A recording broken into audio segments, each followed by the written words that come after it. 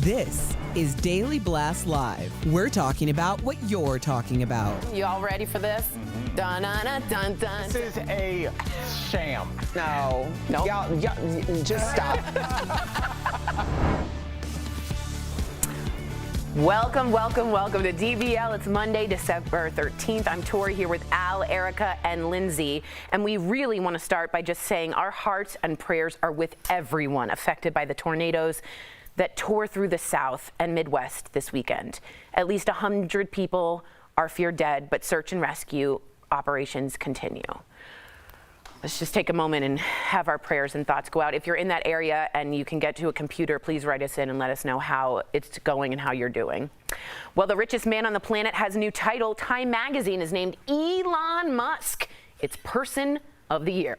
In the magazine's article, they describe Musk as a man who aspires to save our planet and get us to a new one. Of course, referring to Mars. Musk also says the next really big thing is to build a self-sustaining city on Mars and bring animals and creatures of Earth there, sort of like a futuristic Noah's Ark. Huh. Okay, first of all, thoughts on Elon Musk. I just want to get a temperature check on where we are. What do you guys think? I just feel like everybody hates on Elon Musk. Just let the man have his moment. I would have picked somebody different if I ran Time magazine, but I don't. You don't mind it. It doesn't offend you. Okay, that's a good fair. That's good, Al. I think I'm kind of out on him. I don't know if it's him or the people around him that are designing a lot of these things. I think he's a person that's good at selling and taking credit, but I don't know if he's actually invented any of these things. I think it's a perfect one. I think he is single-handedly shaping part of our future globally, one person. And whether you like him or not, it doesn't matter. He is the most influential of the year. I think so. Interesting. And you can't minimize the things that he's done. Yeah. Like you said, he's done a lot. He just has maybe a little bit of an annoying personality. People might not like him, but Right. like horrible people have won Time Person of the Year, right? So who would you have picked, Lindsay Granger, if you had to pick? So my person would be Simone Biles. I mean, she spearheaded an international conversation about mental health. She's 24 years old and accomplished more than most people, including myself, that I know. And she also is just this like epitome of style, grace, and just like she's gonna put herself first. And she taught a 24-year-old taught us all that it's okay to take a minute and put yourself first. And I think because of how my year went, that is really important. Really mirrors you. Interesting. Yeah, I would have to go with Stacey Abrams. I mean, obviously, we have followed Stacey Abrams' political career for quite some time. She has been the comeback queen. I mean, not only for the presidential election last year, she also was very instrumental through her voter advocacy to make sure that those 2 Senate seats were won by Democrats. She announced December 1st that she would be running for governor again. Just a powerhouse. And I think this year really sums up what is going to happen in the years to come with her. Yeah, I think she's maybe the future of the party in some respects. What do you think? A real simple way to say it, she flipped Georgia. Yeah, she did. Yeah, that shirt redder than state redder than your shirt. It was not. It went to this. Yes, it was amazing what she did. It was not a purple swing state. I mean, You're right. That's amazing. Mine was it might be weird. The QAnon shaman. That's a good one, Al. I picked him because I think obviously he's synonymous now with January 6th. Sure. But I think I look at him as the representation of a lot of Americans that were radicalized. Yeah. And how they ended up literally on January 6th in the halls of our most precious land, what I'm trying to say, but they didn't know what to do after that. And it really symbolized that he was the one that got one of the longest sentences, but none of the organizers did. And isn't that always how it is, Erica? Isn't that always how it is, Lindsay? The people, the foot soldiers, they get all the time. All the people that seemingly organized this, we haven't heard their names. All those people that were outside, the Alex Joneses saying go in there and fight like hell, they're fine. It's this guy that's sitting in jail and a lot of people that look and act just like him. So I think he represents the radicalized online America. That's a good point. Represents a huge amount of this country. A lot of people. Mine's super boring, obviously, but I have to give it up for Miss Angela Merkel because although you might not hear from her, she single-handedly, for me, was the leader of the free world during a very tumultuous time, and she's just stepped down. And she kept Europe and the world, to me, steady. And I think that's a big thing. And I would say she is that, but I know I told my husband, he's like, boring. No, but she's always been one of the few women that you see in those rooms at some of these conferences. The that only have mostly woman, right? Yeah, the only woman at that top level. There's other women there working in different levels, but she's always right there with all the prime ministers, Yes. all the leaders of countries having the conversation and doing a good job. I think she quietly kept things together for us globally. So that's my pick. Please write us in about yours. And just like that, Peloton is having the last laugh. Just a warning, this story contains major spoilers from the Sex and the City reboot. So if you haven't seen the first episode, you might want to mute. All right, we're good. So as we know, fan favorite Mr. Big dies from a heart attack after riding on his Peloton. Shortly after, Peloton stocks took a tumble. I believe it was 11%. Now Peloton, along with Chris Noth, who played Big, have responded with a cheeky response to it all. Check out this ad. Well, I feel great. Shall we take another ride? Life's too short not to. And just like that, the world was reminded that regular cycling stimulates and improves your heart, lungs, and circulation, reducing your risk of cardiovascular diseases. Cycling strengthens your heart muscles, lowers resting pulse, and reduces blood fat levels. He's alive. So if you didn't know, that was Ryan Reynolds, and he, again, is the king of marketing. Remember after Peloton had that terrible ad before when the husband gifts a Peloton, he came out with an aviation gin ad about it starring that woman, and they put it together in like 24 hours. I think, do we have that, the commercial, or no? Here we go. This gin is really smooth. Yeah. We can get you another one if you like. You're safe here. To new beginnings. To new beginnings. Brilliant. Brilliant. So that's Ryan Reynolds for you. They said they put it together in like 48 Ryan hours. Reynolds, the king of advertising. Yeah, and I don't know if he is. I mean, Well, does he? I was like, okay. Well, he is. He does these turnarounds really quickly in response, and it does really well. 9.5 million people have seen it. The stocks are going back up. I just wonder if Ryan Reynolds. what about the phrase "just do it"? Has that resonated with people? What? From Nike? I Yeah. think that was pretty good advertising. Oh, she's saying that he's not the king. He's trying to say I think there's more levels. like Phil Knight might be the king. I think these turnarounds are really cool. They're Okay, guerrilla can I marketing. just say I don't believe that this happened in 48 hours. I know all the reports. I know what Peloton said. I know what Sex and the City said. But like Peloton is not stupid and excited enough to be there, to be on Sex and the City. They asked no questions about how their bike was being used and were just blindsided because Sex and the City is such a big franchise that they're That's just a going good to point. accept anything that they do with their bike, even if they threw it in the trash and said it was Conspiracy garbage. here. Like I just don't believe that they really put this together in 48 hours and had no idea that Big was going to die on their treadmill or whatever that thing is. I don't have one. you don't I know think- Erica has one. Yeah, you know that's an interesting point. I couldn't get to that point because I was too stuck on the fact that how you just gonna watch your husband die? Why did she? It was like all this time went by. There was no defibrillator in the building at all. That massive. I mean, how much was that apartment? 10, 15 million dollars. They didn't want to get into the nitty gritty though. They didn't want to show a hospital scene. Lindsay, they didn't he want to. was alive. I know, but they didn't want to get into the Dude, nitty gritty. you Sex do and the City's not about the CPR. hospital. It's not like Grey's Anatomy over here. Okay, they want to talk about the outfits and walking around the city. They don't want to go to the hospital. Then don't have him be alive in the shower. Well, I mean, that was. I'm gonna need you to move. I'm gonna need you to. If I wouldn't just be standing there staring at him, like I would have immediately rushed. Like, what was She was that? enjoying her last moments with her husband. what? She knew. What? She And knew then it all was of going to the be her last slipping moments. inside. Oh, sorry. Are we still on spoiler alert? Spoiler alert. Okay, first of all, why are we in the shower? Why are we not on our phone? I know. Why are we not on our phone calling And someone 911? on Twitter says, "Oh, she doesn't have an iPhone." Yes, she did. He texted her, "Let's go tonight." So she did. I don't get it. Only Tori's that good in emergency situations. so you gotta rush. I might freeze up too. Time is of the essence. Nah. Nah. All right, what do you think about this? What do you think about the ad? What do you think about this reviving Peloton?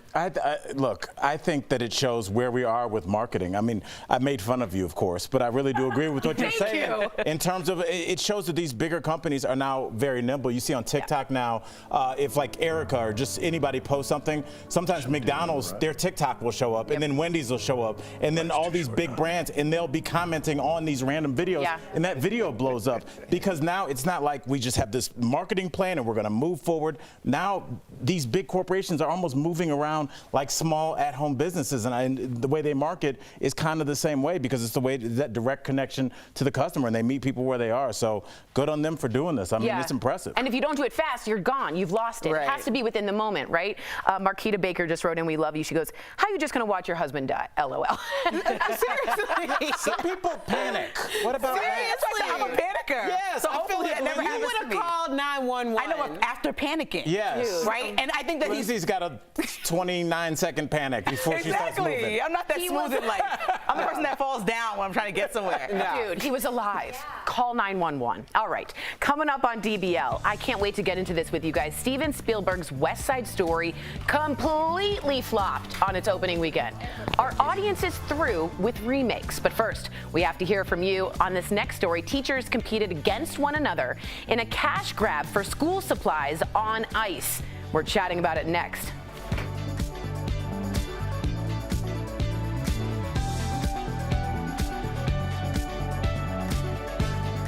Closed captioning provided by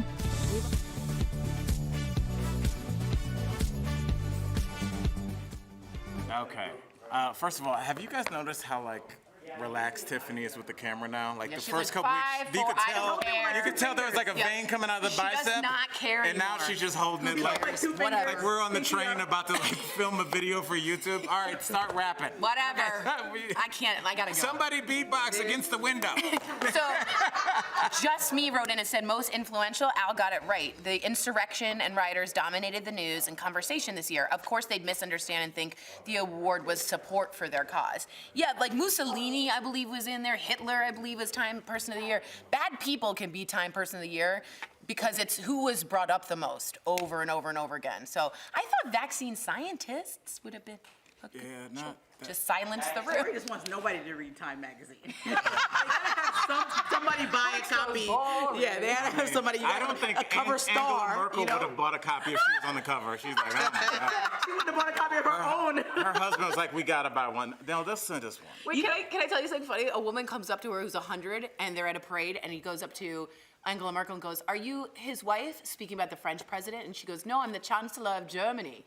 And she was so old that she couldn't believe that a woman. She's like, "You must be his wife," and she's like, "No, I'm the Chancellor of Germany." And also, she's like, "What?" I don't know if it was confirmed. This is serious. Was she also battling Parkinson's? Was that? Oh, I don't know. Remember they were she's showing some clips of her. Yeah. I know she has a PhD in chemistry. I mean, she was doing it with a lot of dignity. Yeah, I don't know but they were showing her hand shaking. She was saw kind of hiding it. It was towards because she retired this year. She just retired. I think it was like. And just she was trying to make it to the end. She's terrified of dogs, and when Putin would ever meet with her, famously, he would unleash a huge black Great Dane pit bull, no collar, no leash, to wander around the room. Great Dane pit bull. Mix. And there's pictures of it, and she's like this, because she's terrified, and Putin's like this. Wow. Why don't you do it over? That sounds easy. 20 seconds. It was a long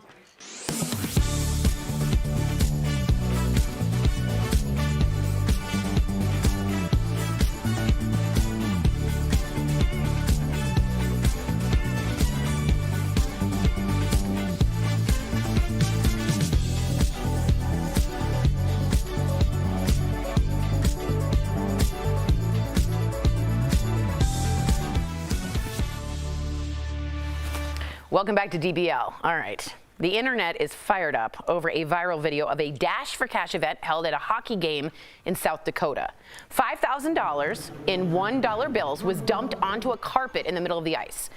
10 local teachers came out to compete for the money, not for themselves, oh no, to use for classroom supplies. The teachers then frantically stuffed the dollars into their shirts and clothes. The video has been seen more than 10 million times, with lots of people calling it dehumanizing, degrading, and some even compared it to Squid Game.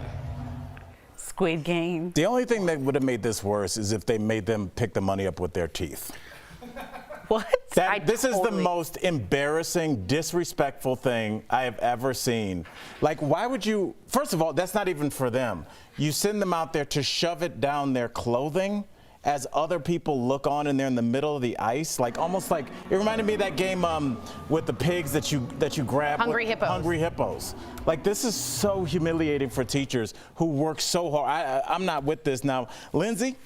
Well, I know you got some thoughts. Let's have a little I'm saying chit-chat. South Dakota teachers are among some of the lowest paid in the country. So I think that's an embarrassment, right behind Mississippi. So that needs to be solved. And these companies that are donating money to this event should also donate money directly to the teachers and the school that they want to help out. That said, one of the teachers tweeted out, "I'm one of the teachers, and I was happy to get the opportunity to get the money for the classroom. It was a great opportunity for students to see me build connections outside of school." What? The company that donated the money even thanked us for what we did and came to the classroom. So why are you more outraged than the actual participants? They said that it was fun and wanted to do it. Like, I said that I watched these shows about running for your wedding dress and trampling each other, and that's funny and that's fun. So why is this so? It's because of the pay for them, but they actually had fun doing this and said it was like community building. It wasn't embarrassing throwing it down there. I think we tried to like make everything such a big deal when the teachers had a good time together there. I think that there is duality of thought here because yes, my first thought was, okay, what did the teachers say before and what did they say after everybody on social media declared this to be embarrassing?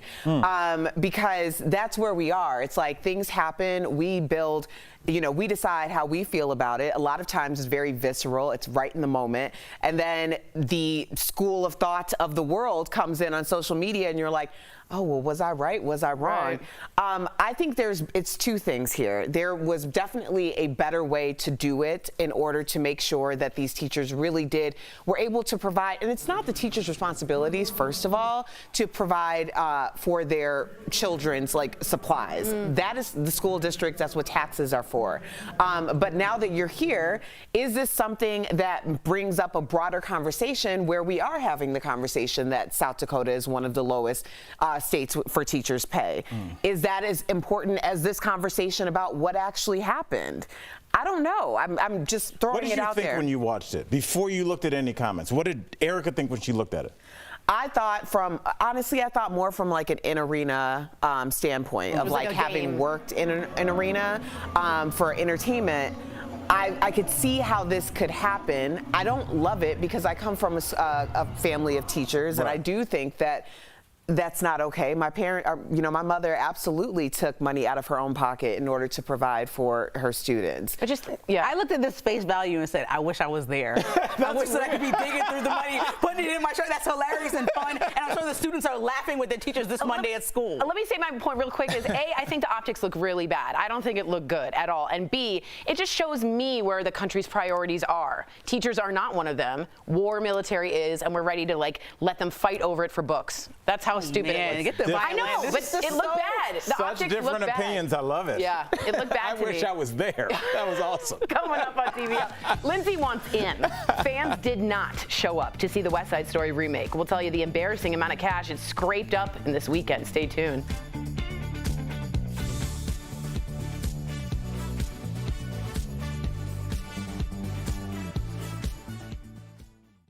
I was looking over some chickens and I see these big poof bags. This means these bags were left without refrigeration. This TikTok video with nearly 2 million likes claims frozen chicken in puffed up bags is spoiled. The viral post has spread to Twitter where users claim that puffed up bags can be attributed to the meat deteriorating and releasing gas. So let's verify. Does frozen chicken in puffed up packaging mean the meat is spoiled? Our sources are Purdue Foods, the National Chicken Council, and the United States Department of Agriculture. The woman in the viral video is standing next to a bag of Purdue chicken. The company sells its chicken in a variety of packaging, including frozen in bags. Packaging methods for meat and poultry must be approved by the United States Department of Agriculture. According to Purdue, the puffiness of the bag is a USDA-approved packing method that pumps ambient air into the bag before sealing it. In an email to Verify, a spokesperson for the company explained that the puffiness of the bags actually indicates the packaging is properly sealed. The National Chicken Council agreed that the frozen chicken packaging seen in the video is a USDA-approved process with no food safety concern. According to the USDA, a consumer can tell if chicken is spoiled by looking for changes in the poultry's smell, taste, or texture. It says meat or poultry may turn a dark color, smell badly, and become slimy due to spoilage bacteria. It does not say anything about the packaging as an indicator of spoilage. So we can verify, no. A puffed up bag of frozen chicken doesn't mean the poultry is spoiled. With your Verify, I'm Ariande Till. To receive daily fast facts to your phone, text Verify to 202-410-8808. And to sign up for our newsletter, visit verifythis.com/email.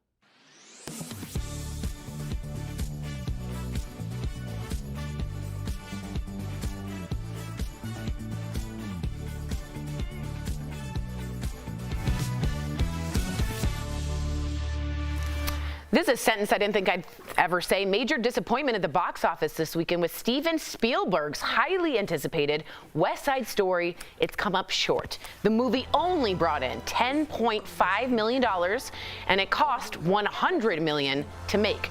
The reviews have been amazing, though. So what happened? What went wrong here? Perfect storm?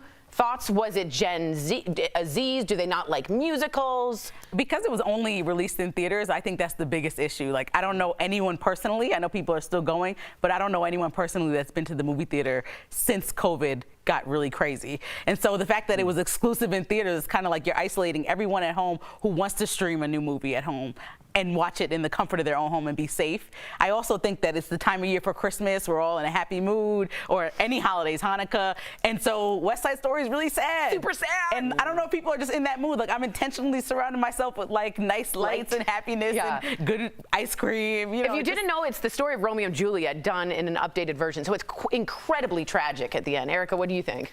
Yeah, well, it's interesting about the COVID angle, because I hadn't been to the theater in probably 15 years, and I've gone to the theater 3 times this year. Really? Because no one's there. No, I'm being honest. You know, we have our kiddos who we've been going to Marvel, we've been doing all these things, and we're the only ones in the theater, and so I'm super comfortable going. I think West Side Story has has an older demographic. I've been seeing a lot of chatter on Twitter from younger people who don't feel like this story is reflective of the story that they want to be told in this moment. Interesting. That's really interesting. I want to ask about the COVID thing to Al. How big of a role do we think COVID did play in this? Because baby boomers are still hesitant to go to the theater. Lindsay brought it up, Erica brought it up. I think the fact that it wasn't streaming killed this from dead on arrival. Absolutely. Dead on arrival. And I completely agree, and here's why. Obviously, not only do we have COVID, but we have the new variant, so people are scared of that. That's kind of brought everything back. That's almost neither here nor there. I feel like the fact that it's not streaming is a big problem, because you know what? When you turn on Netflix, even if you don't watch it, whatever movie that they're premiering is there. So you're like, oh yeah, there's a new Kevin Hart movie. Oh yeah, there's a documentary about Jeffrey Epstein. You see it even if you don't watch it. Yeah. But when do you see commercials, really? I mean, this show, but like usually when you go on to watch a streaming movie, you don't see commercials in between that. To be reminded, West Side Story. So I just don't think a lot of people even know that it was out, which is very scary. And you know, when we used to find out things were out, when we used to go to the theater and they used to show you what's coming up. Wow. And I, like, Erica hasn't been in 15 years, except this year. I haven't been at all since COVID started. Yeah, so very interesting. Yeah, the previews, that was the big thing. Is like, I love the previews. The little grumblings after everyone. Like, just being in the theater, do you know they bring your snacks to you? Yes. She really found that. That's I amazing. was like blown away. That's a big deal. Draft you House. can drink like hard liquor in the theater Yes, now. you Like can. a martini. Welcome to the century. We'll be right back. Promotional consideration is brought to you by... However you're celebrating, make DBL a part of your holiday cheer. I can tell she was feeling something. Blush for Alfonso Ribeiro. It is the most wonderful time of the year. Absolutely. DBL is always all new every day. Dallas police tweeted this picture praising the work of a police canine after he helped officers seize more than $100,000 at Love Field Airport. The post quickly went viral, with many people asking why it's a crime for someone to have this much money, and others pointed out the traveler who had the cash wasn't arrested. So let's verify. Can police in most states seize your money even if you're not charged with a crime? Our sources are the National Conference of State Legislatures, the U.S. Department of Justice, and the Texas Appleseed Project, which works on criminal justice reform. Many states and the federal government have civil forfeiture laws. Each defines the process a little differently, but generally, the NCSL explains these are laws that allow police to seize assets, like cash or property, if they believe the items were used in a crime. Prosecutors would then file a case against the property, not the person, and then the owner would have to defend why the items were not involved in a crime. Law enforcement and the DOJ say these forfeiture laws help defund criminals, but critics say it denies property owners their due process and point out police are incentivized to make these seizures because departments in some states can keep a bulk of the money seized if they win the case. Only North Carolina, New Mexico, Nebraska, and Maine have abolished civil forfeiture laws. While several states require a criminal conviction before beginning civil forfeiture proceedings, Texas does not. Dallas police claimed the money seized at the airport was part of a drug trafficking investigation, even though the traveler wasn't arrested. So it's true. Police in most states can seize your money even if you're not charged with a crime. There is a process to get the money back, but the Texas Appleseed Project says defenses are usually expensive and a majority of cases go uncontested. With your Verify, I'm Brandon Lewis. To receive daily fast facts to your phone, text Verify to 202-410-8808. And to sign up for our newsletter, visit verifythis.com/email. You may use your front-facing camera on your phone for selfies or video calls, but once you turn the camera off, it's off. Now, according to the Washington Post, a big chip maker has revealed its latest processor includes a feature that would allow smartphone makers to keep front-facing cameras on at all times, watching for your face. According to the report, this processor will be used in high-end Android smartphones coming out in 2022. The chip maker Qualcomm says it's a security feature. A phone could potentially have a feature that allows it to automatically unlock as soon as it finds your face, or it could detect another face next to yours, allowing your phone to hide notifications you might not want someone else to see. The company says the camera will not take photographs or video without your permission, and that none of the data picked up by the camera when it is looking for the face will leave the chip. Right now, the features that would use this always-on camera do not exist yet. It'll be up to the smartphone makers to develop those, but reportedly companies have already expressed interest in the feature.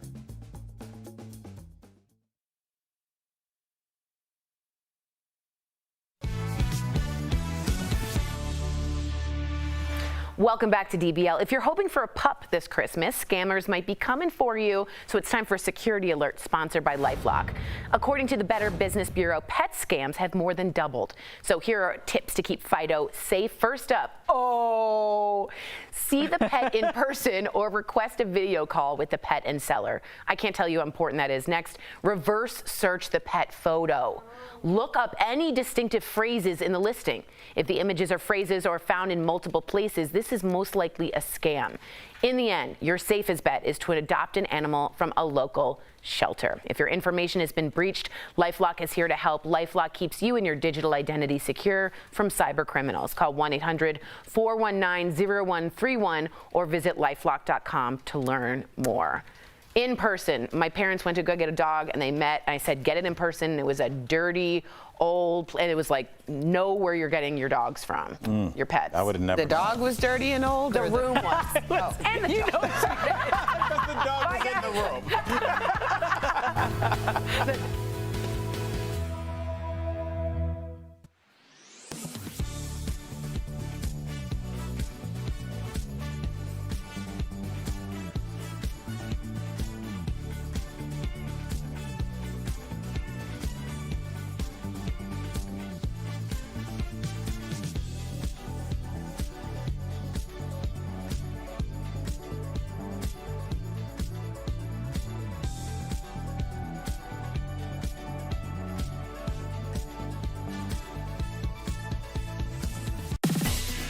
The box office is bouncing back, but we may never see the same crowds at movie theaters again.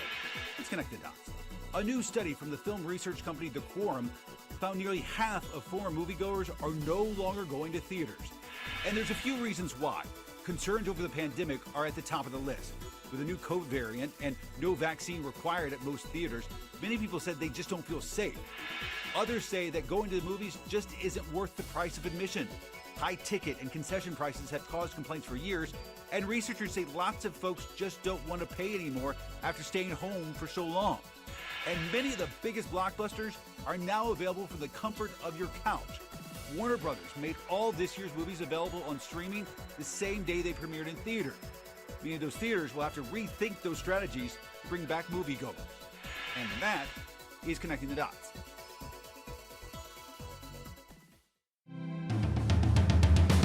However you're celebrating, make DBL a part of your holiday cheer. What's up, homie? I can tell she was feeling something, so I tell. Erica blush for Alfonso Ribeiro. Would you have been cooking naked? Cooking? Yes, on our last show.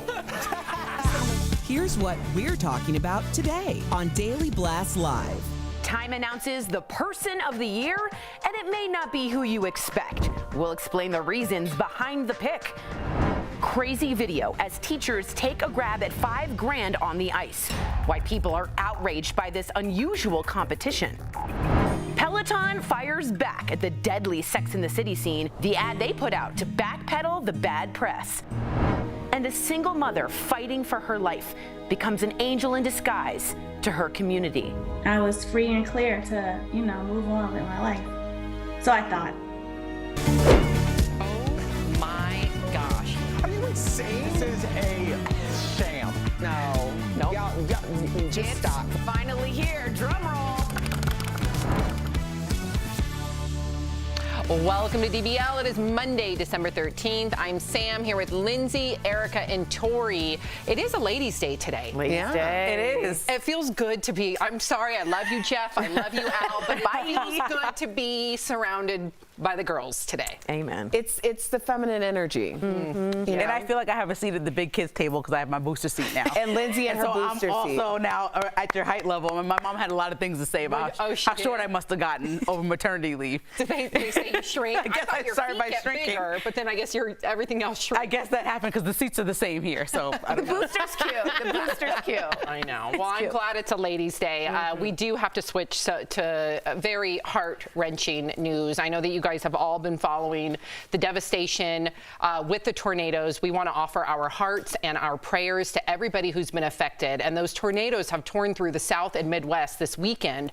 At least 100 people are feared dead, but search and rescue operations continue. And, Erica, I did not know the devastation until I really sat down and watched the news. Yeah. You were there to a degree, and you didn't even know what was happening. So, yeah, it's interesting how fast this stuff comes on. I wasn't there like in the epicenter. What happened was we flew to Chicago and then we were going to take a hopper that is really like a 25-minute flight to Indiana. And between like us getting ready to board, starting to line up, they were like, they just called it. Like, we're not going to fly out. We're canceling all flights due to weather. So we ended up taking an Uber, and it took us about 2.5, 3 hours to get to where we're going, which is a lot longer than what it normally would be. But it wasn't until we got into areas of Indiana where like power lines and trees were in the middle of the street, so that's why it took us so long. And our Uber driver at one point was like, can we turn the music off, because it just got he needed to focus. Right. So just how fast those things happen. So I mean, and how they happen, like one street totally fine, the next street not. So yes, our thoughts and prayers are out to everyone who's affected, because it was a very serious situation. Very scary, and right before the holidays. So much suffering. Okay, so also our viewers, and there's some people who are not liking this pick as far as the richest man on the planet has the new title. Yes, I'm hinting at Elon Musk. Time has named him the person of the year. And in the magazine's article, they describe Musk as a man who aspires to save our planet and get us to a new one, of course, referring to Mars. Musk also says the next really big thing is to build a self-sustaining city on Mars and bring animals and creatures of Earth there, sort of like a futuristic Noah's Ark. Is Elon Musk the choice in your opinion, Tori? Do you like this choice? What do you think? Two things. One, it's not your favorite person of the year. It's the most influential person of the year, and some bad people have been person of the year. So forget what you think of Elon Musk, okay, personally, right? I think it's a great choice. Why? I think he single-handedly is carving out a future globally, and not one other person is doing that so dramatically other than Elon Musk. And when you talk about the future, his name is synonymous with the future. That's hard to do for one person. I think it's a great choice. I don't like him. Great choice. I think people are always hating on Elon Musk. It's like he is influential, he is powerful, and he has accomplished a lot. So, I mean, whether you like him personally or not, it's about people who changed the conversation in this world over the last few months, and he definitely has. I'm just surprised that in 2021, and I fully agree with you. Of course, when you think of Elon Musk, it's synonymous with influential, science, all of it, future.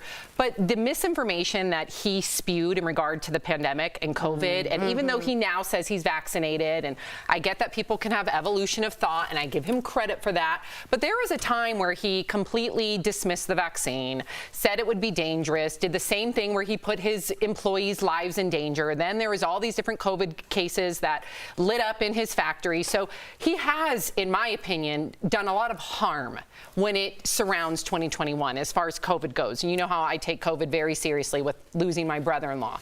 So for that, I have a bone to pick with him. What if I told you that like Mussolini was a Time Person of the Year and like Hitler, like people who you don't like and have influenced it poorly, those people can also be part of it. But I do hear what you're saying. Maybe in 2022 then, let's breathe a little bit through this pandemic. I want to see the people that have helped the pandemic and other areas in our society be the ones to be honored. But I'm not going to dismiss his influence either. Yeah, I don't really have, I don't have an opinion about Elon Musk being Times Person of the Year, but I do want to ask you, Sam, because you're such an animal rights advocate, how do you feel about the idea of bringing animals to clearly what's not their natural habitat? Yeah, I don't know what that would look like, right? How do you gather them? How do you capture them? How do you do all that stuff? Now, of course, I understand that in the grand scheme of things, if that's going to be our only way to conserve, you know, to not only conserve, but for all of us and our grandchildren and great-grandchildren allowed to procreate, then I understand the risk versus reward, but it doesn't sit well with me because I don't know what that would look like. It can't be ethical, in my opinion. Maybe there's a way to make it ethical with the right organizations involved, but it doesn't seem ethical. Did you guys pick a Time Person of the Year? I did, and I picked someone boring. Blah. Who? You can yell at the TV screen right now. It's Angela Merkel. Okay. She's a good pick. And to me, I'll just say the past 4 years we've been tumultuous. She has quietly been the leader of the future world without making a lot of noise. That's hard to do. Bravo, Angela. I wish that Simone Biles would have gotten picked. She was on the cover of Essence, or will be, and I think that they're recognizing her as a black woman, but she's more than an athlete, more than a black woman that has accomplished a lot. She's a 24-year-old woman that basically changed the conversation around mental health internationally. And as somebody who took a break to focus on my family and my mental health recently, I think that to be 24 and to know to do that and when to say no for yourself is a huge deal, and she should be the Person of the Year. So agree with you there, 1,000%. What do you think, Erica? I chose Stacey Abrams. You know, just how the evolution of Stacey Abrams over the past few years, especially, but you know how she influenced last year, obviously influencing the presidential election, turning Georgia blue. That's all her. We got to give her credit. But then the runoff this year, and then December 1st, or around December 1st, she announced that she is going to run for governor again. She is the comeback queen, and I think that this is a story that we are going to be talking about for generations to come. I agree with you. I love all of your picks. I really do, even yours, Tori. And Angela Merkel. Come on! But I was going with Simone Biles this morning when I was talking to Michael Dean, just because, to your point, everything that she's done surrounding mental health and her advocacy and her selflessness, and I know not everybody feels that way, but I think that she is 1,000% honorable a Person of the Year. I also wanted to add, and some people might say that this sounds a little old, meaning last year, is Dolly Parton. And I was thinking of her too. I know that last year everybody was celebrating her with her $1 million funding for the Moderna vaccine, but she still is inherently saving lives. So I think Dolly goes on that list too. We all picked women.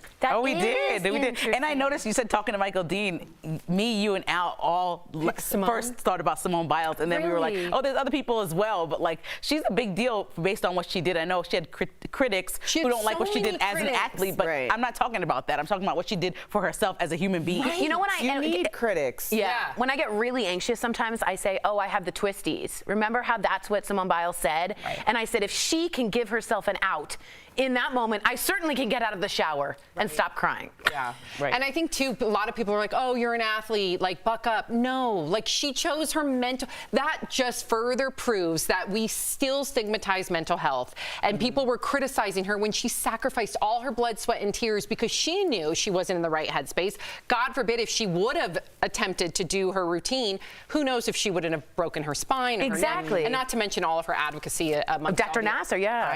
I know. She Unbelievable. It would have been really cool if she was celebrating. Not Angela? Coming up on DBL, the Golden Globe noms are out, but you won't see the awards on TV. We'll tell you why. And fans didn't show up to see the highly anticipated West Side Story remake. Is it because of COVID, or are people just ready for something new? But first, we have to hear from you on this next story. Teachers competed against one another in a cash grab on ice. Yeah.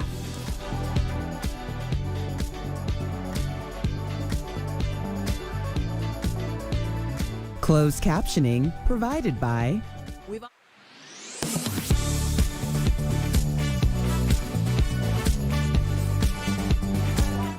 Quick question. Hey, guys. Good to see everyone. Marquita just wrote in you work at Amazon in Madison, Illinois. And I heard Matson, Illinois. Sorry for that. True Chicagoan. I heard that the Amazon workers who were at a warehouse in Edwardsville were told, don't worry about the warnings. Come back in. We need the quota filled for Christmas. Wait, what? Yeah, and they all got sent back into the Amazon warehouse, and it was flattened. And apparently rescuers were climbing over deceased people to get to them. So I just want to say, like, I also thought of Jeff Bezos as a Time Person of the Year. And, like, who sends workers back in? I didn't want to say it on the main show and get in trouble with, but man, that's such a crappy story. I know. Like, it says a lot about consumerism and the power of one person over, you know what I mean? I think a lot of people don't know Elon Musk's backstory too, like everything with his father and apartheid and his white supremacy. And I think people need to do their due diligence, really look into Elon Musk, the way he was brought up, the people involved, his parents. I'm not saying that he is his parents or he is his grandparents, but I think it's important for a lot of people to just understand his backstory. Listen, he's influential, yes, but I'm not a huge fan of him personally. Sam, I have to say this and jump in. Katie just said, Sam, I know he isn't famous, but Eric was definitely a person of the year for all of us. Following along in his journey, he inspired many. Okay, we're gonna. No, it's okay. I thank you for acknowledging that. That was very kind. Thank you. Oh, wow. Yeah, he definitely changed so many people's lives. Personal lives, and just fought like a true warrior for a year. Absolutely. Yeah. I was going to say that, but I just was afraid to go there. But thank you for recognizing him. That's really sweet. Thank you. All right, guys, let us know your favorite people or persons of the year and why they're all women. Just kidding. They are women.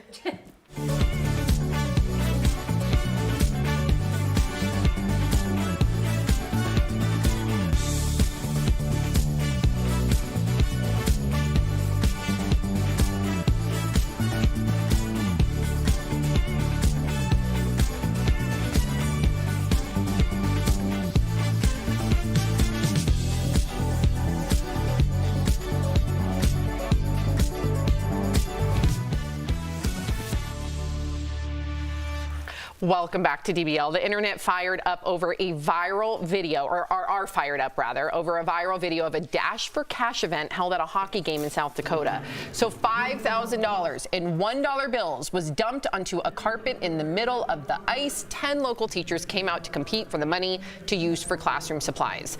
The teachers then frantically stuffed the dollars into their shirts and clothes. The video has been viewed more than 10 million times, with a lot of people calling it dehumanizing and degrading, some even comparing it to the Squid Game, that series on Netflix. I mean, this is what our country looks like to other people. That's our priorities. We don't care about our teachers. That's not even money for them. It's for books, which shouldn't be up to them. In Finland, they care about education. So it comes out with their teachers and how they pay them. For us, look how shallow, look how stupid, look how idiotic we look. And I know Lindsay disagrees with me strongly, but I wanted to just get that out because I think, to me, the optics of this worldwide are awful. Awful. So I agree with you, because South Dakota teachers are some of the lowest paid in the country, right behind Mississippi at like 49 grand a year. So I think that if they're going to get donate to the school as well. But I think this activity was like a fun building, hilarious, stuff money in your shirt. As degrading as you think it is, I have a tweet from one of the teachers that was actually involved, and she said that she's one of the teachers and she's happy for the opportunity to spend the money. It was great opportunity to connect with kids outside of the classroom, and the company that came by, donated the money, came by and thanked the teachers in person at the school. And so I'm like, I wish I was in there. Like, I know I'm not a teacher, so I wish I was in there selfishly just to be collecting them dollars. Who's this random girl in there?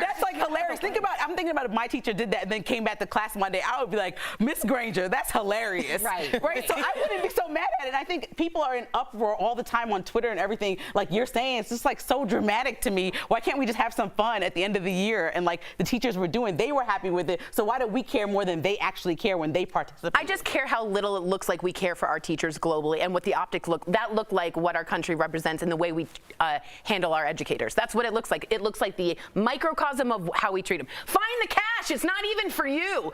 Dig it up on the ice. I think you're both right. I think there's, especially when you're in the moment, there's how you feel about it, and then there's what social media tells you to feel about it afterward. You know, it's true. Like the optics don't look great at all, especially because we know how little school districts in this country are really pouring back into the kids, pouring back into the resources. It is not the teachers, and we all have representation of educators in our families. It's not the teachers' responsibilities to be taking the money that they also have family to take care of, and now they're pouring it back into their students who they love and they care about. Yeah. But I think at the end of the day, would you have liked to have seen maybe this be like the big thing that kind of generates the conversation, but also they receive allocated funds outside of having to like fight it out? Yes. Yes, of course. But is this starting a conversation that needs to be had, and hopefully trying to get other people to step up to the plate in that way, since so many people have so much to say about it?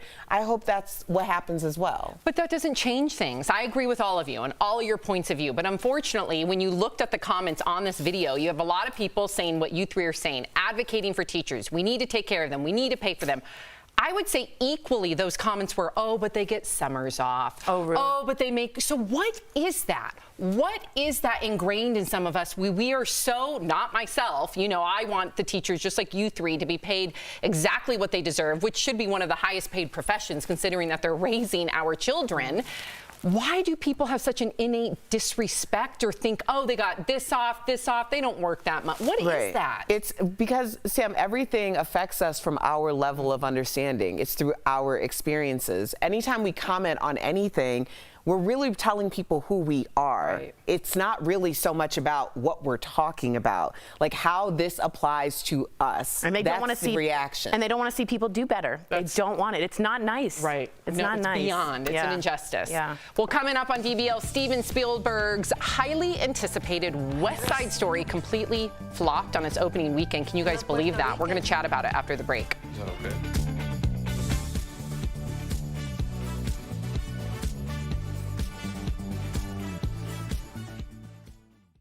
I was looking over some chickens and I see these big poof bags. This means these bags were left without refrigeration. This TikTok video with nearly 2 million likes claims frozen chicken in puffed up bags is spoiled. The viral post has spread to Twitter, where users claim that puffed up bags can be attributed to the meat deteriorating and releasing gas. So let's verify. Does frozen chicken in puffed up packaging mean the meat is spoiled? Our sources are Purdue Foods, the National Chicken Council, and the United States Department of Agriculture. The woman in the viral video is standing next to a bag of Purdue chicken. The company sells its chicken in a variety of packaging, including frozen in bags. Packaging methods for meat and poultry must be approved by the United States Department of Agriculture. According to Purdue, the puffiness of the bag is a USDA-approved packing method that pumps ambient air into the bag before sealing it. In an email to Verify, a spokesperson for the company explained that the puffiness of the bags actually indicates the packaging is properly sealed. The National Chicken Council agreed that the frozen chicken packaging seen in the video is a USDA-approved process with no food safety concern. According to the USDA, a consumer can tell if chicken is spoiled by looking for changes in the poultry's smell, taste, or texture. It says meat or poultry may turn a dark color, smell badly, and become slimy due to spoilage bacteria. It does not say anything about the packaging as an indicator of spoilage. So we can verify, no. A puffed up bag of frozen chicken doesn't mean the poultry is spoiled. With your Verify, I'm Ariande Till. To receive daily fast facts to your phone, text Verify to 202-410-8808. And to sign up for our newsletter, visit verifythis.com/email.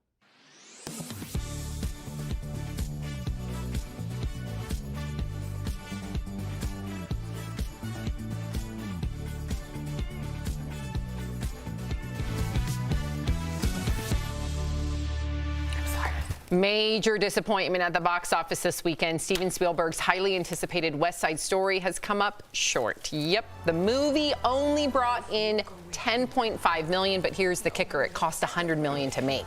The reviews have been amazing. So how big of a role do we think COVID played in this? Is it because baby boomers are still hesitant to go to the theater? Do you think that there's other reasons people just aren't into seeing movies anymore? Or do you think people just don't go to theaters anymore?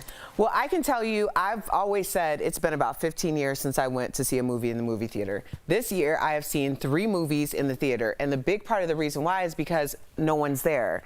Like, we're going for private screenings. Like, when we take the kids, like, honestly. You're telling the kids that. Yeah, no, I mean, like, the kids. Anti-Erica rented out the theater. That's what's happening. Like, you know, the kids want to see these movies, and I'm like, oh, okay. And then they bring you everything, and we're the only 4 that are in the theater. I think another thing is the kind of the talk online from Gen Z, where a lot of people who are saying this is not the story that's reflective of the story of my life, or the story that we have so many new stories to tell, especially people from Puerto Rico. Like, I've read this a lot, where it's like, we're sick of the sad story. Right. Let's tell something more inspirational that reflects us. I have to say, if you don't know West Side Story, first off, it's based on Romeo and Juliet. So without spoiler, it's really sad, okay? And one thing is that it's really sad and tragic, and I'm not sure people are in the mood at Christmas time, Hanukkah, to go see this kind of musical sadness, you know? And I'm a musical theater kid, like I'm a nerd. But second, really, you could have stopped your sentence at it was only in theaters. That is it. That is the whole So do you shebang. predict if it was on Disney Plus or whatever streaming service, it would have completely knocked it out of the park? I think you would have made 20 million plus. Yeah. The idea to think that, and it's boomers who love West Side Story. They're at home. They have COVID problems. They have complications, and they're compromised. Why do that? And to me, Spielberg really, and I say this with all due respect, misread the room on this one. You put it out on streaming even before you put it out in theaters. Just like Erica said, it's a ghost land in there. Spielberg missed the boat on this one. And I don't know anybody that's been to the movie theaters since COVID started. I went once. I mean, besides you telling me, I literally don't. And if it's aimed at boomers who watched the first West Side Story, I know for sure that everybody that I know that's a boomer is not going to the movie theaters. And maybe that's just my circle. Yeah. But I'm not going to step foot in a movie theater. So I don't know. And also in Christmas, around this time of year, you try to channel as much as you can to just see positivity. Yes. And to watch something like this around this time of year is just not the time or the place. They could have done it like June. Yeah. Released it at a different time. Yeah, maybe. I think right now, not only because of the holidays and everything that 2021 has represented for so many families, we just can't handle tragedy. I can't, Erica. You and I know. Triage, honey. No, you can't do it. No, I can hardly handle the actions. Like, if it's not like it needs to be a pleasant film. Fuzzy, I don't want it. That's the only thing that we can control at this point, like what we're consuming in that way. It's kind of like watching movies that talk about COVID or people wearing masks. You don't want it. It's just annoying. I don't want to see it. I'm living it. It's just like too much. Let's see something else. Of the Jennifer Aniston morning show, and I'm not going to give away any spoilers, but it became too triggering for me. Yeah, that's right. That makes sense. All right. So we are sharing your comments coming up next. So stay with us. Ooh, I bet it's about Angela Merkel. No, definitely not. Probably not.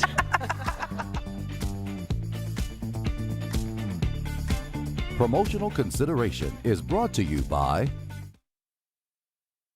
However you're celebrating, make DBL a part of your holiday cheer. I can tell she was feeling something. I tell her. Blush for Alfonso Ribeiro. It is the most wonderful time of the year. Absolutely. DBL is always all new every day.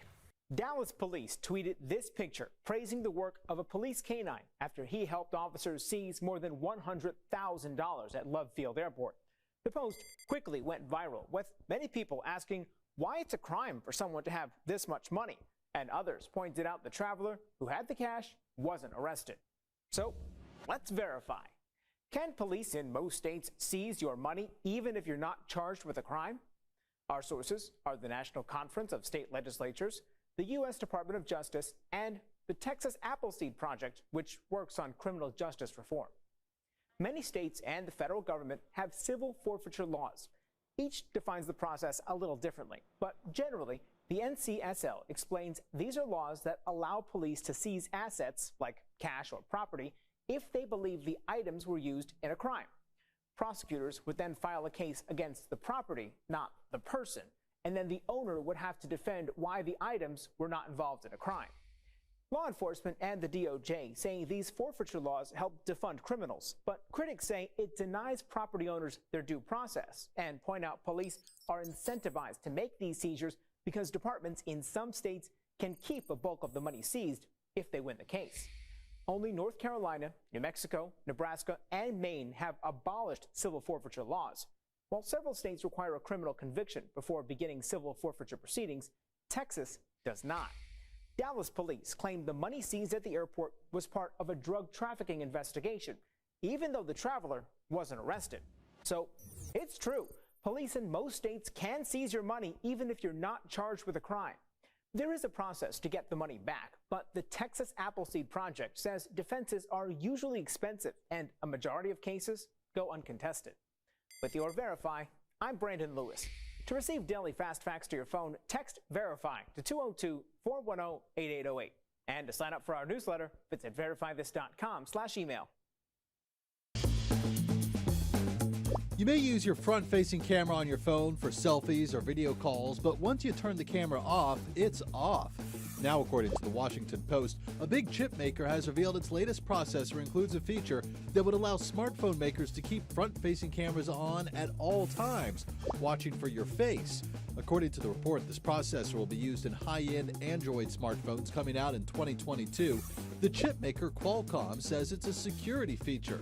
A phone could potentially have a feature that allows it to automatically unlock as soon as it finds your face, or it could detect another face next to yours, allowing your phone to hide notifications you might not want someone else to see.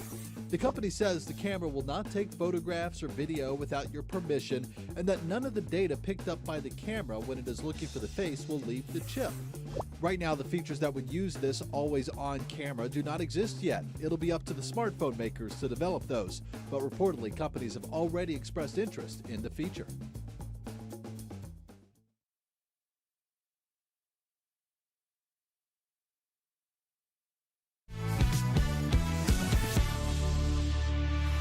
Welcome back to DBL. Tori, comments? All right, a lot of people wrote in about the West Side Story, not about Angela Merkel. Strange. That's crazy. It's crazy. Dankeschön. People wrote in and says, I adore musicals, but just have never really enjoyed West Side Story.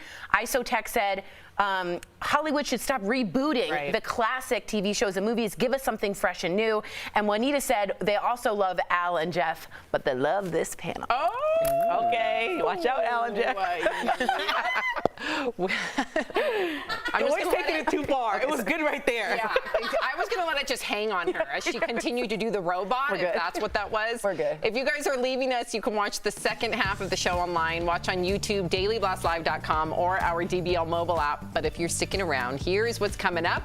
The Golden Globe nominees are announced. We'll tell you who scored a nom, plus why the show isn't going to be televised. And Peloton is trying to steer away from the bad press, how they're coming back at Sex and the City after the deadly scene involving their bike.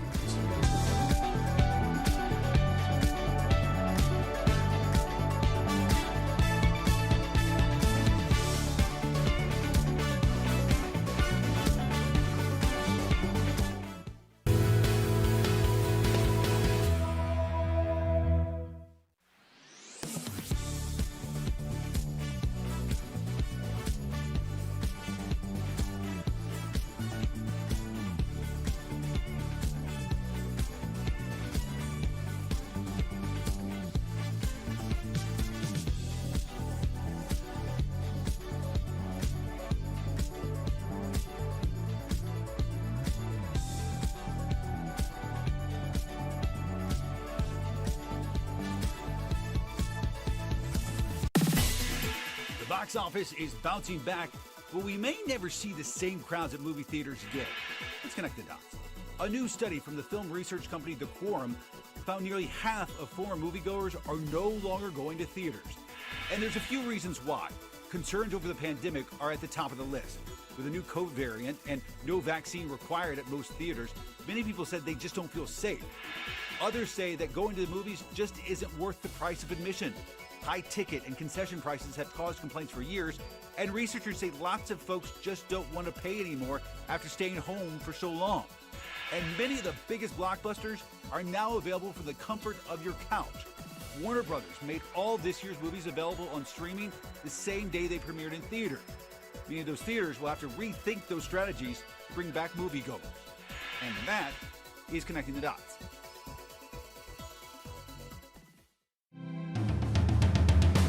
However you're celebrating, make DBL a part of your holiday cheer. What's up, homie? I can tell she was feeling something, I tell. Erica blushed for Alfonso Ribeiro. Would you have been cooking naked? Cooking? Yes, on our last show. It's the most wonderful time of the year, am I right? Say yes. Absolutely. Yeah. I got chills. Me too. Clearly. DBL is always all new every day. This is Daily Blast Live. We're talking about what you're talking about. Oh my gosh. Are you insane? This is a sham. No. Nope. Y'all just stop. Finally here. Drum roll. Welcome to DBL. I'm Sam here with the ladies, Erica, Lindsay, and Tori. Sorry, Jeff and Al. But not really. I don't know why we're singing. Okay, so we got to talk about Peloton, and just like that, obviously, the whole Sex and the City reboot. So Peloton is actually having the last laugh. Just a warning, though, this story contains major spoilers from the Sex and the City reboot, okay? So if you haven't seen it, make sure that you just kind of like pause us or fast forward us, okay? You may want to mute us. Well, maybe, yeah. So as you know that the fan favorite, here it is, Mr. Big dies from a heart attack after riding on his Peloton. Shortly after, Peloton stocks took a huge tumble. So now Peloton, along with Chris Noth, who played Big, played along with a cheeky response to it all. Watch. Well, I feel great. Should we take another ride? Life's too short not to. And just like that, the world was reminded that regular cycling stimulates and improves your heart, lungs, and circulation, reducing your risk of cardiovascular diseases. Cycling strengthens your heart muscles, lowers resting pulse, and reduces blood fat levels. He's alive. Okay, so what did you guys think of this, and what do you think about Ryan Reynolds narrating it? You definitely recognize it. Can I just say, yes, I don't believe any of this. I think that Peloton knew what was going to happen in Sex and the City. They can't say that because this is ridiculous. You're telling me that a multi-million-dollar company said to a multi-million-dollar TV show, "Oh, you're using my product in your show, but don't tell me how because you're that big of a show and I'm that small of a company that I'll accept anything, even if you throw it in the dumpster." And they just got so surprised and threw this together in 48 hours. The scripts and I know that's what everybody's saying, but like I just think public relations is PR and they know what's going on. I think the scripts were kept under really hard wraps. They did fake scenes. So I don't think Peloton knew. I'm with Lindsay. They claim this commercial within 48 hours. They claim this. They got Chris Noth. They got the girl Allegra, I believe her name is. Well, that was her name on the show. The show from Peloton, right? But her name's really Jessica. Oh, well, they got them all together and they did this really quick. And remember, Ryan Reynolds did this comeback before with Aviation Gin when Peloton first got in trouble with this ad. With the the ad where the husband gives the Peloton to the girlfriend. He came back with this. This is his gin. That's the girl from the ad. So he's on top of this type of comeback commercial. Right, so the second time it will be more planned than the first time. I love Lindsay's take on this. I hadn't even thought about that. 10 steps ahead. Yeah, and the reason why I hadn't thought about it is, since when does Carrie's fingers not work to be able to call 911? How long does it take you? Erica can't get over the actual show. I can't get over the idea of walking in, seeing your husband on the floor, knowing that he's in medical duress. You jump in the shower and try to lift him before you call 911. Right. Also, isn't that apartment like 12, maybe 15 million? You mean to tell me there's not one defibrillator in the building? I know, but somebody come help. No, you acting like people don't panic in real life. Like, I'm the person that would stand there for, maybe it wasn't 10 seconds, it was like 2 minutes of her holding him. And so this is the new debate, like Titanic with Rose and the door. Oh, yes. And Leonardo DiCaprio. Could have been done. For sure. There was room I'm sure people panic, but it just seemed as though entirely too much time went down without anybody trying to figure out how to get help. Sex and the City is not like Grey's Anatomy. They're not going to get into the nitty-gritty medical details. Don't do the scene. Don't do the scene. He had to go. No. Here's the deal, Lindsay. Then don't have him be alive. alive when she comes in. Because if he's alive, try to save him. All she did was like, no, use the phone, do and a then CPR. take off your shoes, girl. You know you don't walk around your house in those shoes. If Those Manolo are the Blahniks classic are shoes not. that had to get wet. It was all a moment. And the show is about shoes and clothes and sex in a And city, now it's going to and be not about ER. grief, though. And you know what? A lot of people might be able to relate. I think so. I think they did it on purpose. Michael Patrick King has the finger on the pulse here. You don't go West Side Story. You go with empathy and grief, because that's Do really... we need to see more grief? No, we we were don't. excited to see nostalgia. We don't need. We know what's happening in our real lives. Okay, we don't need that there. I'm right there with you, Erica. Okay, so Kim Kardashian has passed the baby bar.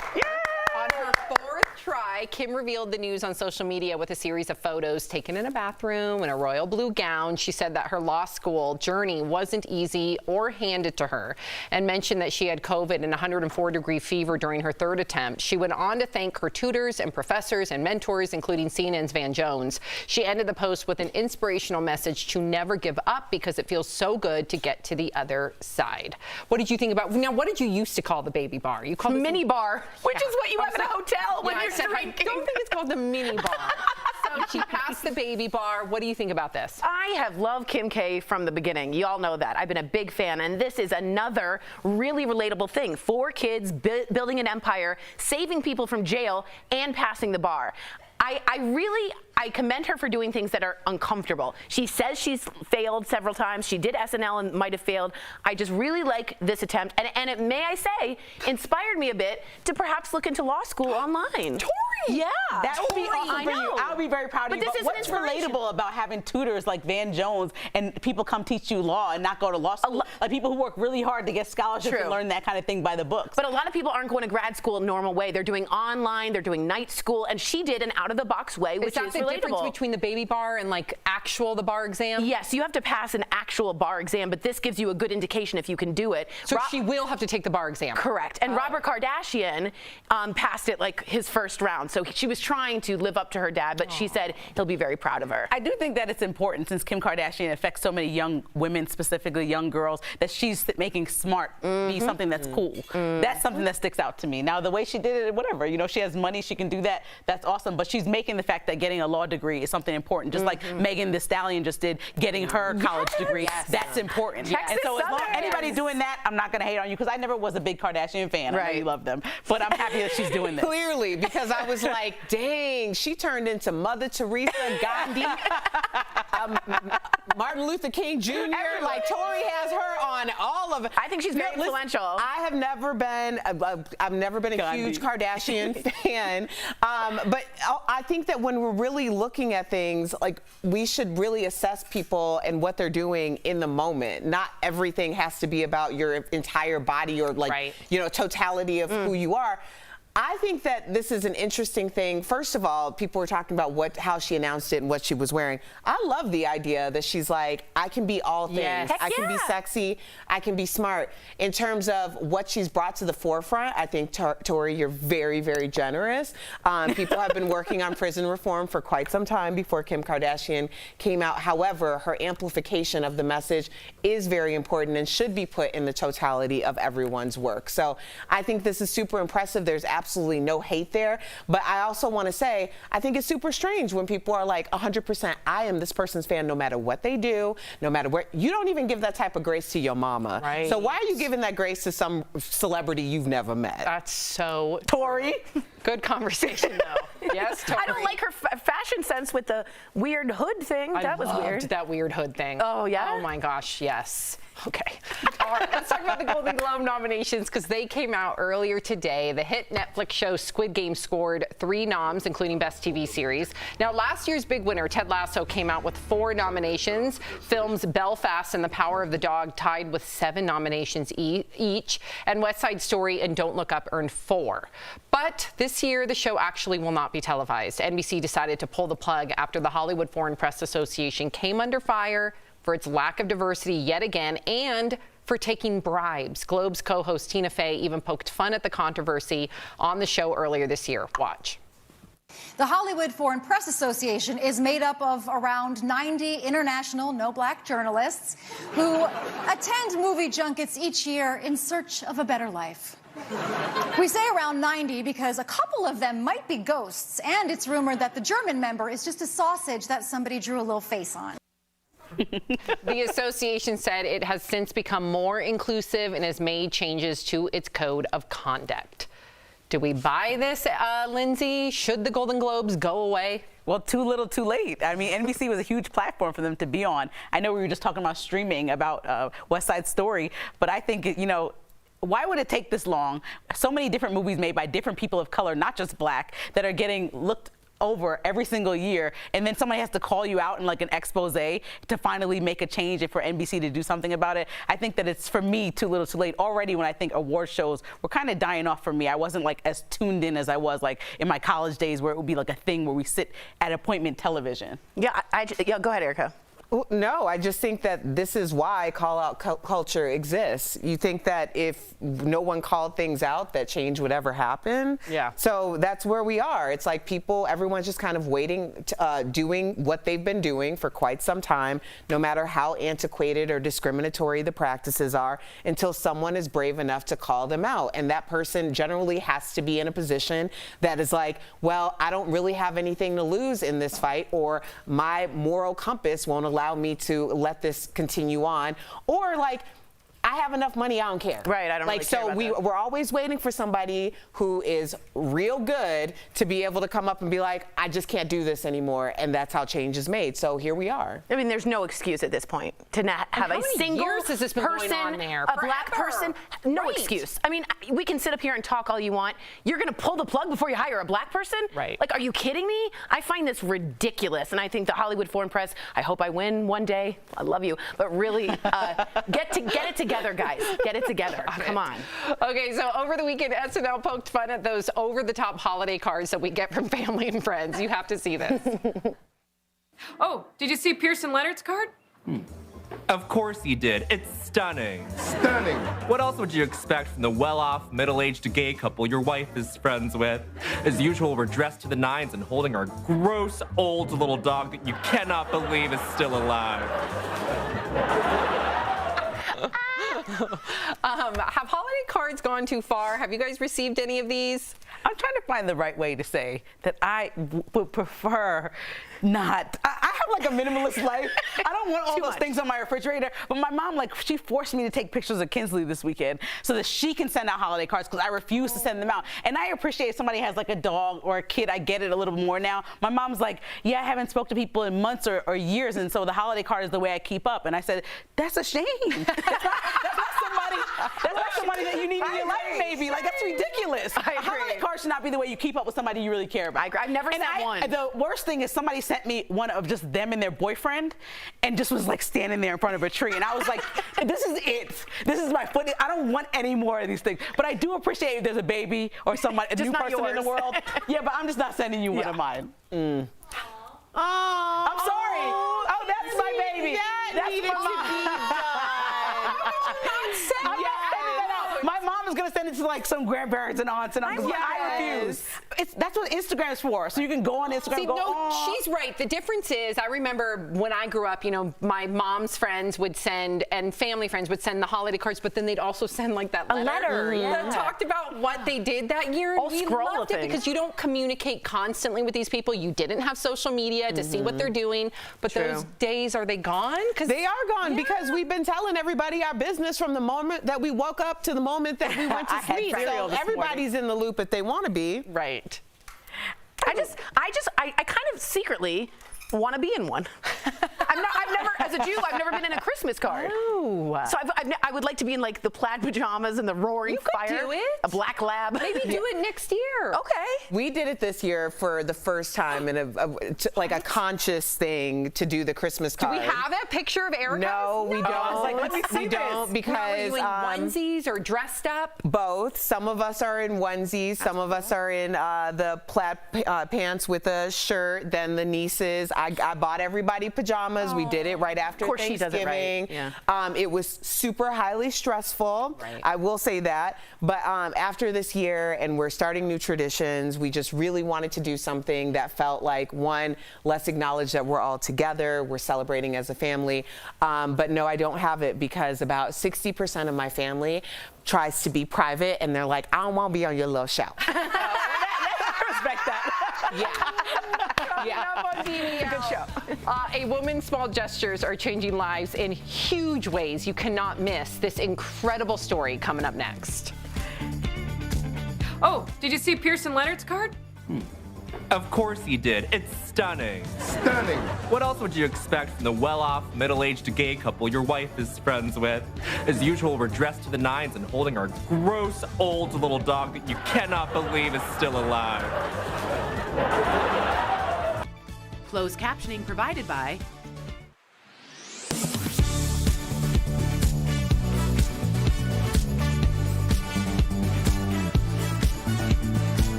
just seeing, I saw, like, we unfortunately had a death in the family and went to a funeral a couple of weeks ago, and Colin's mom made all the grandkids get in a picture, and she was being like a tyrant about it because it wasn't going that well. So I'm imagining Erica with her huge family, like, do this, do that. Somebody has to be. You gotta have the Wrangler. Picture, but you're gonna have to like reel it in. So what I saw, I was like hysterical about it. And so a I don't know lot how of many young boomers- kids you had. And we just How had did you the wrangle? four. What was your tips? So what I did was when everybody came in, I put the pajamas on their respective beds that's so so that they smart. had them. However, if you're going to do the pajamas that there's a male and female version, make sure they're marked, because then for about a half hour we did a pajama exchange, because like my dad had a women's large, my sister had a men's large, couldn't tell the difference, they had to exchange. But then I sat everybody, we have a sectional couch, so it's easy to put like my parents in the middle, my brother's family on one side, my sister, or my other brother's family on the other, my sister and all of us. People were in this photo? 18. Oh my gosh, that's yeah, a plus lot to and the organize. dog. So yeah, I mean it's a lot of work. So I give credit to all of you who do this every year. There are families every year. They'll Yeah. get everybody, extended family, and they'll do those big family photos. And I've always like wished that I had that in me, because then you go to their house and you see like their whole stairwell is like all those family In a row. photos. Well, my mom bought us Speedy pajamas, Colin and I, to match Kinsley's pajamas that she had in that picture. But I'm not gonna tell Colin like get in a photo with Feedy pajamas and to send this out to everybody that my mom will send it to. He like that, you know. I know, but there's always a line you gotta draw. There's always a line you gotta draw. That line has been crossed for us because You said you got everybody together. If I got 20 people together, I would do it too. But Yeah. just me and Colin, it's looking kind of funny.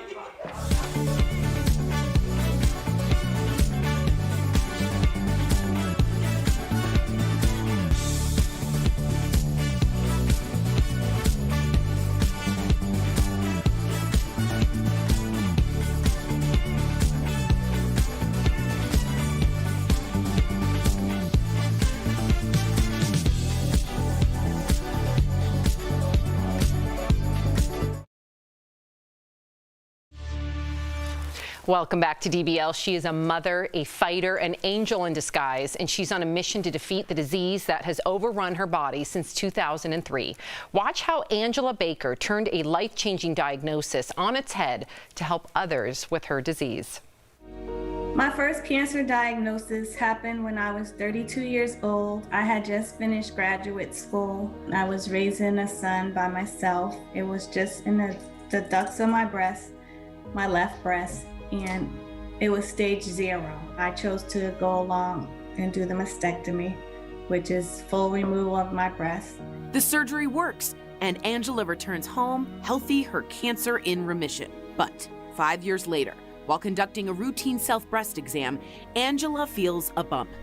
Angela's doctors decide that the tumor must be removed, and Angela endures yet another surgery. The pathology report came back and said it was cancerous. 99.9% sure that they had gotten it all this time. I was free and clear to, move on with my life. So I thought. So in 2011, I had a cold. I don't know, at that time, my colds always turned into bronchitis for some reason. I went to the urgent care. I told them how I was feeling, but then I also told them I would hear this little whistling sound like in my chest. And so they did an x-ray. That's when I found out I had stage 4 metastatic breast cancer. Angela learns the grim prognosis of metastatic cancer. Metastatic breast cancer means that the cancer has moved from the original site, which was my left breast, to a different part of my body, which was now on my chest wall and my bones. I didn't know that you could only die from metastatic breast cancer. It wasn't until a couple of years later that I really understood what metastatic meant. Burdened by her terminal diagnosis, Angela stops working. I was like, what am I gonna do now? I mean, I'm young. I don't wanna just sit home and do nothing. And when you're home, people start calling you to do all kinds of things, you know, like come and wait for the refrigerator man, or can you pick up my kids from school, or can you run this errand for me? And so my friend said, you should start an errands business. And I thought about it, and I came home and I thought of a name. And at the time it was called Angel in Disguise Events, and was like a concierge service. So people would pay me. Then one day, a special request changes Angela's life. A lady, she needed to go to 2 doctor's appointments, and she really didn't have any money to pay me. And I was like, it's okay. I was like, there's gotta be other people like this. I figured out how to start a nonprofit. I knew nothing about it, but that's when Angel in Disguise was born. And here I am, 6 years later. Angel in Disguise is helping people with cancer one ride at a time. It might seem like a small task, but to somebody needing to go to treatment, that's a big deal. And as Angela continues her own fight against cancer, she continues to drive. I get emotional. I'm unable to walk by myself now. So I need help to get in the car. So someone has to help me get in the car. Just being independent and knowing that they need me. So I'm like, someone's gonna help me get in this car. They're so grateful. So that's what keeps me going. I feel like if everybody did it just one day, they'll be like, wow, look who I helped today. Everybody knows me as Live Life Now, because that's what I believe. And that's what I want everybody to remember. Oh, wow. Her legacy will live on even after she's gone. So to make a donation and to learn more about Angela's nonprofit, Angel in Disguise, you can visit angelindisguiseinc.org. We'll be right back.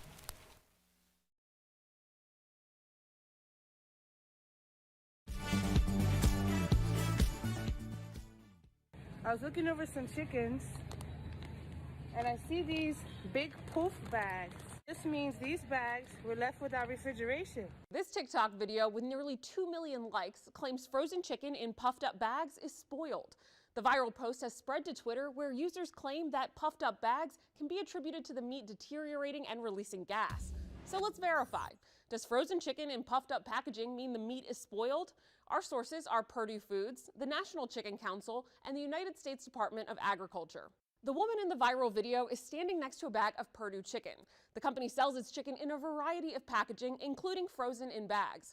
Packaging methods for meat and poultry must be approved by the United States Department of Agriculture. According to Purdue, the puffiness of the bag is a USDA-approved packing method that pumps ambient air into the bag before sealing it.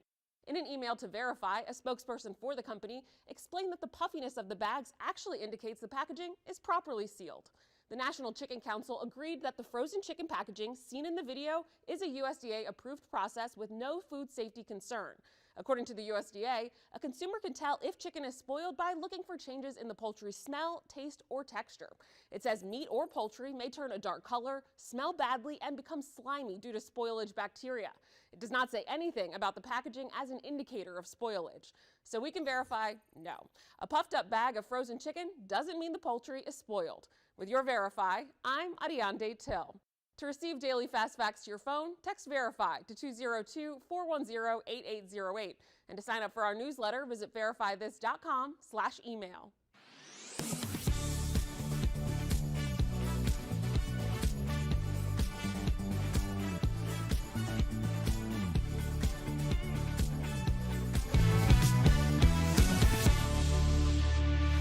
Welcome back. If you're hoping for a pup this Christmas, scammers might be coming for you. It's time for our security alert sponsored by LifeLock. So according to the Better Business Bureau, pet scams have more than doubled. So here are some tips to keep Fido safe. First, see the pet in person or request a video call with the pet and the seller, or a charity, I would hope, because there's sometimes charities out there that I guess have a I don't know where I'm going with that. Next, reverse search the pet photo. Look at any distinctive phrases in the listing. If the images or phrases are found in multiple places, it's likely a scam. And in the end, your safest bet is to adopt an animal. There you go, from a local shelter. If your information has been breached, LifeLock is here to help. LifeLock keeps you and your digital identity secure from cyber criminals. Call 1-800-419-0131 or visit lifelock.com to learn more. We'll be right back. Promotional consideration is brought to you by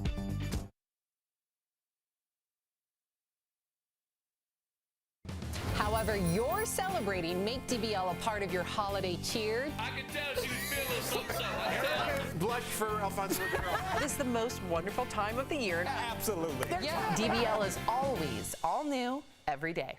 Dallas police tweeted this picture praising the work of a police canine after he helped officers seize more than $100,000 at Love Field Airport.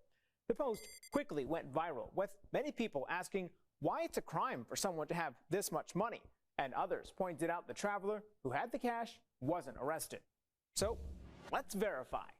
Can police in most states seize your money even if you're not charged with a crime?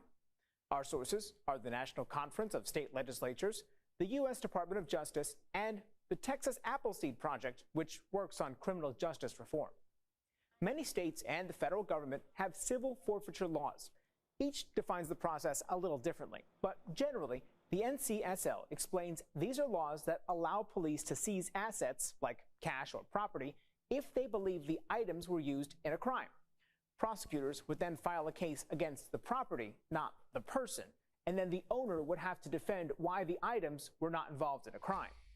Law enforcement and the DOJ say these forfeiture laws help defund criminals, but critics say it denies property owners their due process and point out police are incentivized to make these seizures because departments in some states can keep a bulk of the money seized if they win the case. Only North Carolina, New Mexico, Nebraska, and Maine have abolished civil forfeiture laws. While several states require a criminal conviction before beginning civil forfeiture proceedings, Texas does not.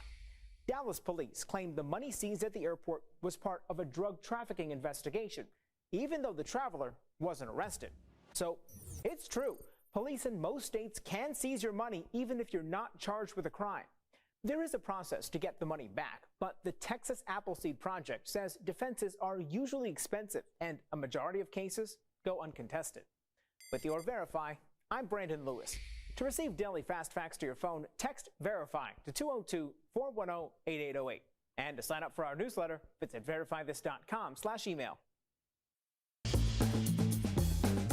You may use your front-facing camera on your phone for selfies or video calls, but once you turn the camera off, it's off. Now, according to the Washington Post, a big chip maker has revealed its latest processor includes a feature that would allow smartphone makers to keep front-facing cameras on at all times, watching for your face. According to the report, this processor will be used in high-end Android smartphones coming out in 2022. The chip maker Qualcomm says it's a security feature. A phone could potentially have a feature that allows it to automatically unlock as soon as it finds your face, or it could detect another face next to yours, allowing your phone to hide notifications you might not want someone else to see. The company says the camera will not take photographs or video without your permission, and that none of the data picked up by the camera when it is looking for the face will leave the chip. Right now, the features that would use this always-on camera do not exist yet. It'll be up to the smartphone makers to develop those, but reportedly companies have already expressed interest in the feature.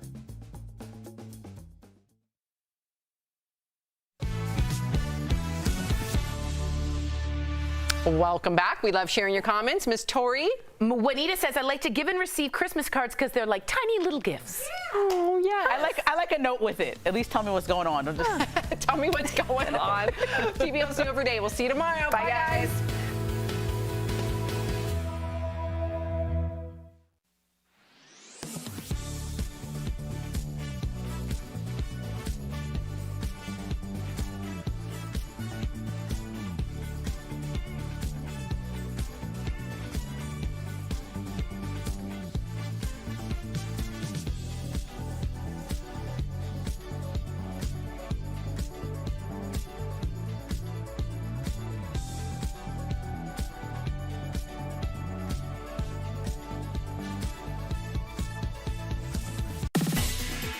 box office is bouncing back, but we may never see the same crowds at movie theaters again. Let's connect the dots. A new study from the film research company The Quorum found nearly half of former moviegoers are no longer going to theaters. And there's a few reasons why. Concerns over the pandemic are at the top of the list. With a new COVID variant and no vaccine required at most theaters, many people said they just don't feel safe. Others say that going to the movies just isn't worth the price of admission. High ticket and concession prices have caused complaints for years, and researchers say lots of folks just don't want to pay anymore after staying home for so long. And many of the biggest blockbusters are now available from the comfort of your couch. Warner Brothers made all this year's movies available on streaming the same day they premiered in theaters. Meaning those theaters will have to rethink those strategies to bring back moviegoers. And that is Connecting the Dots.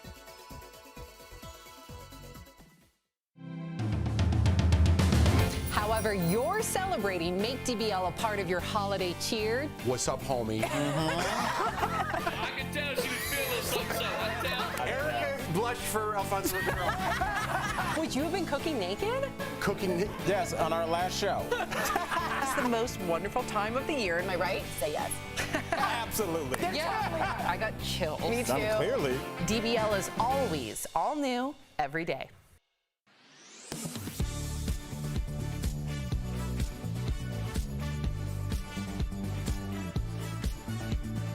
Here's what we're talking about today on Daily Blast Live.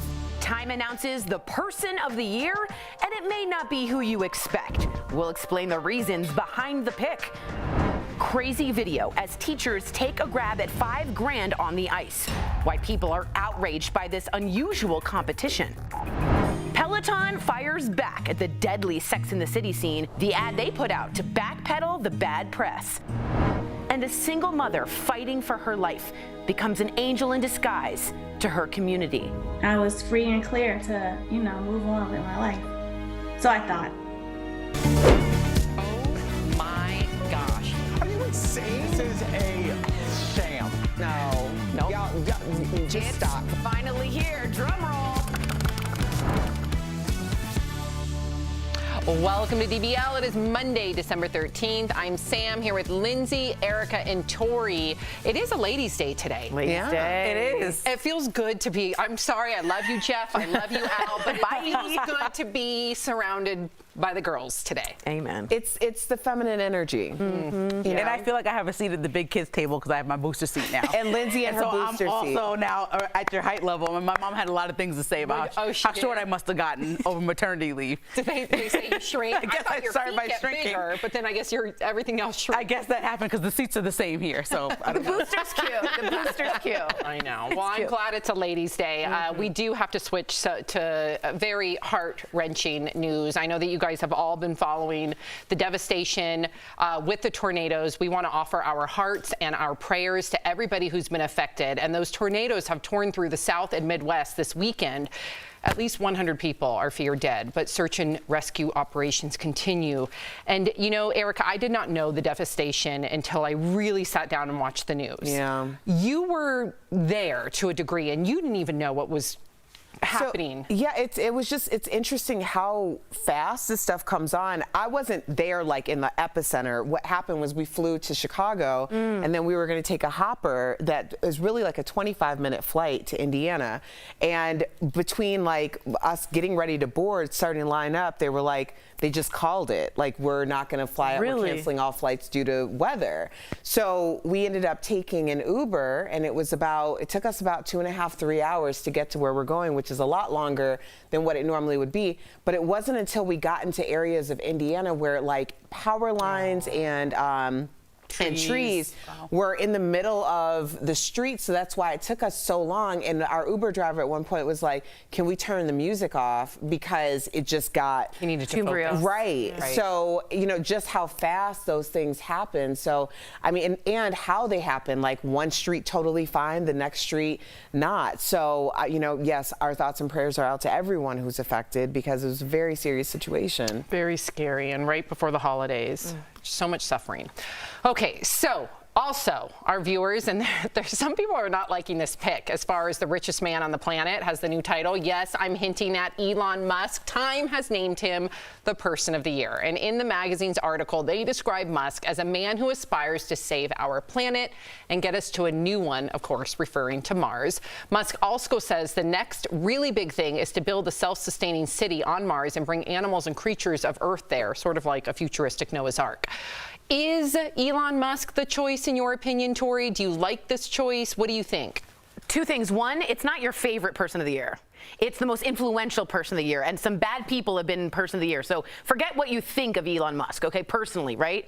I think it's a great choice. Why? I think he single-handedly is carving out a future globally, and not one other person is doing that so dramatically other than Elon Musk. And when you talk about the future, his name is synonymous with the future. That's hard to do for one person. I think it's a great choice. I don't like him. Great choice. I think people are always hating on Elon Musk. It's like he is influential, he is powerful, and he has accomplished a lot. So, I mean, whether you like him personally or not, it's about people who changed the conversation in this world over the last few months, and he definitely has. I'm just surprised that in 2021, and I fully agree with you. Of course, when you think of Elon Musk, it's synonymous with influential, science, future, yep. all of it, future. But the misinformation that he spewed in regard to the pandemic and COVID, and even though he now says he's vaccinated, and I get that people can have evolution of thought, and I give him credit for that, but there was a time where he completely dismissed the vaccine, said it would be dangerous, did the same thing where he put his employees' lives in danger. Then there was all these different COVID cases that lit up in his factory. So he has, in my opinion, done a lot of harm when it surrounds 2021 as far as COVID goes. And you know how I take COVID very seriously with losing my brother-in-law. So for that, I have a bone to pick with him. What if I told you that like Mussolini was a Time Person of the Year and like Hitler, like people who you don't like and have influenced it poorly, those people can also be part of it. But I do hear what you're saying. Maybe in 2022 then, let's breathe a little bit through this pandemic. I want to see the people that have helped the pandemic and other areas in our society be the ones to be honored. But I'm not going to dismiss his influence either. Yeah, I don't really have, I don't have an opinion about Elon Musk being Times Person of the Year, but I do want to ask you, Sam, because you're such an animal rights advocate, how do you feel about the idea of bringing animals to clearly what's not their natural habitat? Yeah, I don't know what that would look like, right? How do you gather them? How do you capture them? How do you do all that stuff? Now, of course, I understand that in the grand scheme of things, if that's going to be our only way to conserve, you know, to not only conserve, but for all of us and our grandchildren and great-grandchildren allowed to procreate, then I understand the risk versus reward, but it doesn't sit well with me because I don't know what that would look like. It can't be ethical, in my opinion. Maybe there's a way to make it ethical with the right organizations involved, but it doesn't seem ethical. Did you guys pick a Time Person of the Year? I did, and I picked someone boring. Blah. Who? You can yell at the TV screen right now. It's Angela Merkel. Okay. She's a good pick. And to me, I'll just say the past 4 years we've been tumultuous. She has quietly been the leader of the future world without making a lot of noise. That's hard to do. Bravo, Angela. I wish that Simone Biles would have gotten picked. She was on the cover of Essence, or will be, and I think that they're recognizing her as a black woman, but she's more than an athlete, more than a black woman that has accomplished a lot. She's a 24-year-old woman that basically changed the conversation around mental health internationally.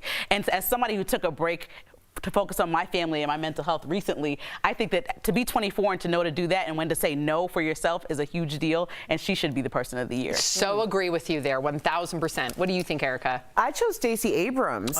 You know, just how the evolution of Stacey Abrams over the past few years especially, but you know, how she influenced last year, obviously influencing the presidential election, turning Georgia blue. That's all her. We got to give her credit. But then the runoff this year, and then December 1st, or around December 1st, she announced that she is going to run for governor again. She is the comeback queen, and I think that this is a story that we are going to be talking about for generations to come. I agree with you. I love all of your picks. I really do, even yours, Tori. And Angela Merkel. Come on! But I was going with Simone Biles this morning when I was talking to Michael Dean, just because, to your point, everything that she's done surrounding mental health and her advocacy and her selflessness, and I know not everybody feels that way, but I think that she is 1,000% honorable a Person of the Year. year. I also wanted to add, and some people might say that this sounds a little old, meaning last year, is Dolly Parton. And I was thinking of her too. I know that last year everybody was celebrating her with her $1 million funding for the Moderna vaccine, but she still is inherently saving lives. So I think Dolly goes on that list too. We all picked women. Oh, we did. We did. And I noticed you said, talking to Michael Dean, me, you, and Al all first thought about Simone Biles, and then we were like, oh, there's other people as well. But like, she's a big deal based on what she did. I know she had critics who don't like what she did as an athlete, but I'm not talking about that. I'm talking about what she did for herself as a human being. Right. You know what? You need critics. Yeah. When I get really anxious, sometimes I say, oh, I have the twisties. Remember how that's what Simone Biles said? Right. And I said, if she can give herself an out in that moment, I certainly can get out of the shower and stop crying. Yeah, right. And I think too, a lot of people are like, oh, you're an athlete, like buck up. No, like she chose her mental, that just further proves that we still stigmatize mental health. And people were criticizing her when she sacrificed all her blood, sweat, and tears because she knew she wasn't in the right headspace. God forbid if she would have attempted to do her routine, who knows if she wouldn't have broken her spine or her neck. And not to mention all of her advocacy amongst Dr. Nasser, yeah. I know. Unbelievable. It would have been really cool if she was celebrated. Not Angela. Coming up on DBL, the Golden Globe noms are out, but you won't see the awards on TV. We'll tell you why. And fans didn't show up to see the highly anticipated West Side Story remake. Is it because of COVID, or are people just ready for something new? But first, we have to hear from you on this next story. Teachers competed against one another in a cash grab on ice. Yeah.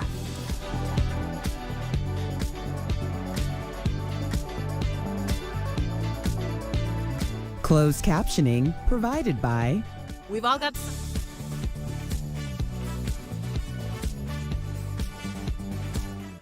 Quick question.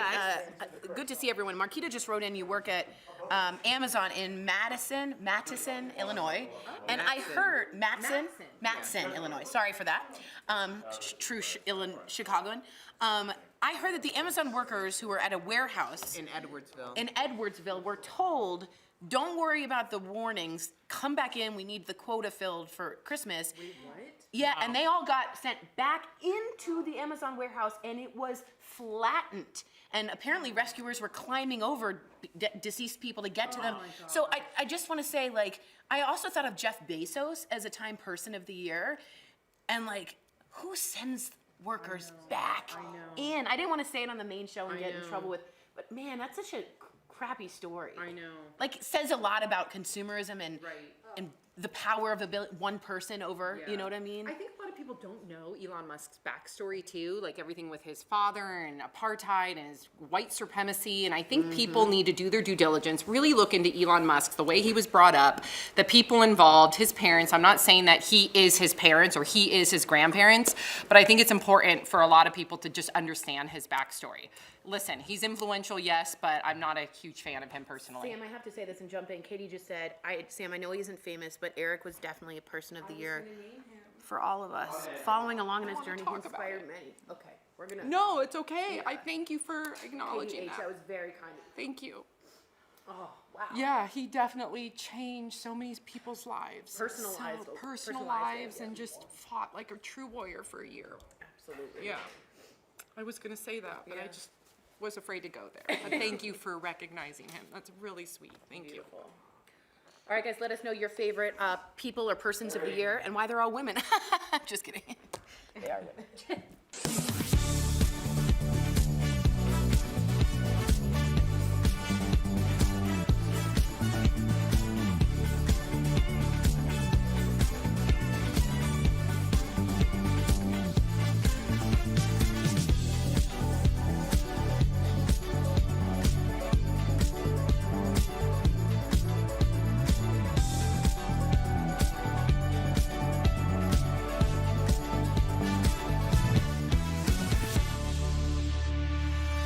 Welcome back to DBL. The internet fired up over a viral video, or are fired up rather, over a viral video of a Dash for Cash event held at a hockey game in South Dakota. So $5,000 in $1 bills was dumped onto a carpet in the middle of the ice. 10 local teachers came out to compete for the money to use for classroom supplies. The teachers then frantically stuffed the dollars into their shirts and closed. The video has been viewed more than 10 million times, with a lot of people calling it dehumanizing and degrading, some even comparing it to the Squid Game, that series on Netflix. I mean, this is what our country looks like to other people. That's our priorities. We don't care about our teachers. That's not even money for them. It's for books, right? Which shouldn't be up to them. In Finland, they care about education. So it comes out with their teachers and how they pay them. For us, look how shallow, look how stupid, look how idiotic we look. And I know Lindsay disagrees with me strongly, but I wanted to just get that out because I think, to me, the optics of this worldwide are awful. Awful. So I agree with you, because South Dakota teachers are some of the lowest paid in the country, right behind Mississippi at like 49 grand a year. So I think that if they're going to get donate to the school as well. But I think this activity was like a fun building, hilarious, stuff money in your shirt. As degrading as you think it is, I have a tweet from one of the teachers that was actually involved, and she said that she's one of the teachers and she's happy for the opportunity to spend the money. It was great opportunity to connect with kids outside of the classroom, and the company that came by, donated the money, came by and thanked the teachers in person at the school. And so I'm like, I wish I was in there. Like, I know I'm not a teacher, so I wish I was in there selfishly just to be collecting them dollars. Who's this random girl in but there? That's like hilarious. I'm thinking about if my teacher did that and then came back to class Monday, I would be like, Miss Granger, that's hilarious. Right. Right? So I wouldn't be so mad at it. I think people are in uproar all the time on Twitter and everything. Like you're saying, it's just like so dramatic to me. Why can't we just have some fun at the end of the year? And like the teachers were doing, they were happy with it. So why do we care more than they actually care when they participate? I just care how little it looks like we care for our teachers globally, and what the optics look like what our country represents in the way we handle our educators. That's what it looks like. It looks like the microcosm of how we treat them. Find the cash. It's not even for you.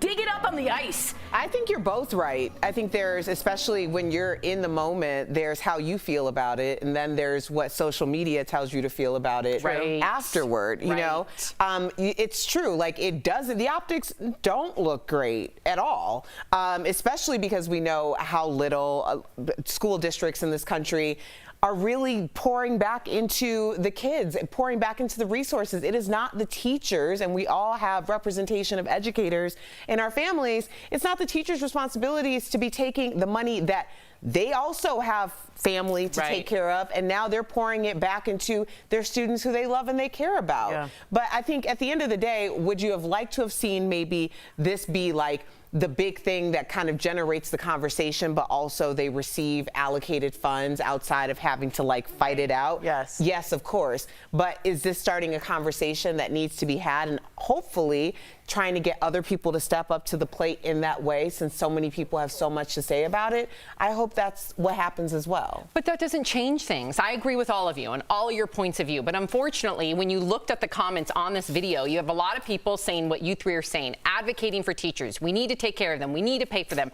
I would say equally those comments were, oh, but they get summers off. Oh, really? Oh, but they make, so what is that? What is that ingrained in some of us? We are so, not myself, you know, I want the teachers, just like you three, to be paid exactly what they deserve, which should be one of the highest paid professions, considering that they're raising our children. Why do people have such an innate disrespect or think, oh, they got this off, they don't work that much? What is that? It's because, Sam, everything affects us from our level of understanding. It's through our experiences. Anytime we comment on anything, we're really telling people who we are. Right. It's not really so much about what we're talking about, like how this applies to us. And they don't want to see reaction. And they don't want to see people do better. They don't want it. It's not nice. Right. It's not nice. Beyond. It's an injustice. Yeah. Well, coming up on DBL, Steven Spielberg's highly anticipated West Side Story completely flopped on its opening weekend. Can you guys believe that? We're going to chat about it after the break. Is that okay? This holiday,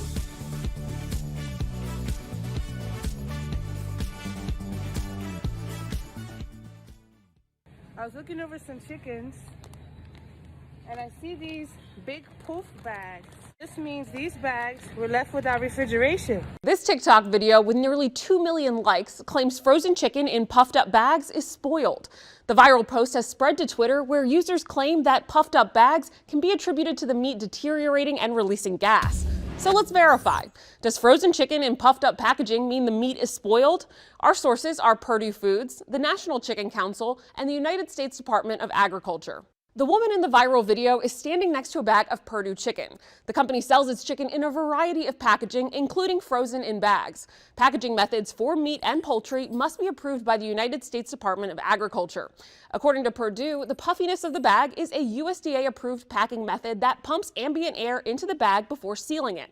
In an email to Verify, a spokesperson for the company explained that the puffiness of the bags actually indicates the packaging is properly sealed. The National Chicken Council agreed that the frozen chicken packaging seen in the video is a USDA-approved process with no food safety concern. According to the USDA, a consumer can tell if chicken is spoiled by looking for changes in the poultry's smell, taste, or texture. It says meat or poultry may turn a dark color, smell badly, and become slimy due to spoilage bacteria.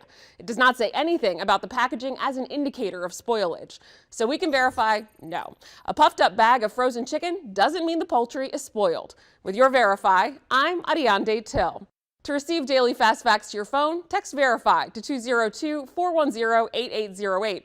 And to sign up for our newsletter, visit verifythis.com/email.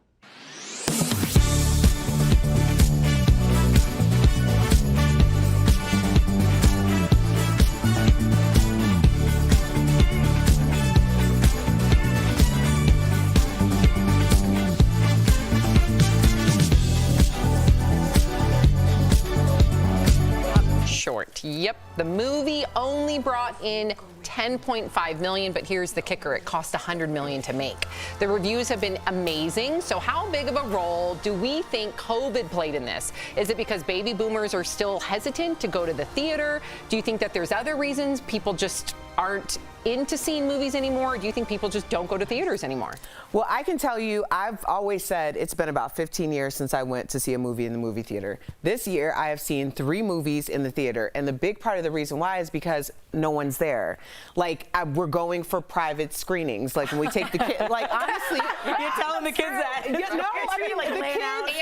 Auntie Erica rented out the theater. That's what's happening. Like, you know, the kids want to see these movies, and I'm like, oh, okay, and then they bring you everything, and we're the only 4 that are in the theater. I think another thing is the kind of the talk online from Gen Z, where a lot of people who are saying this is not the story that's reflective of the story of my life, or the story that we have so many new stories to tell, especially people from Puerto Rico. Like, I've read this a lot, where it's like, we're sick of the sad story. Right. Let's tell something more inspirational that reflects us. I have to say, if you don't know West Side Story, first off, it's based on Romeo and Juliet. So without spoiler, it's really sad, okay? And one thing is that it's really sad and tragic, and I'm not sure people are in the mood at Christmas time, Hanukkah, to go see this kind of musical sadness, you know? And I'm a musical theater kid, like I'm a nerd.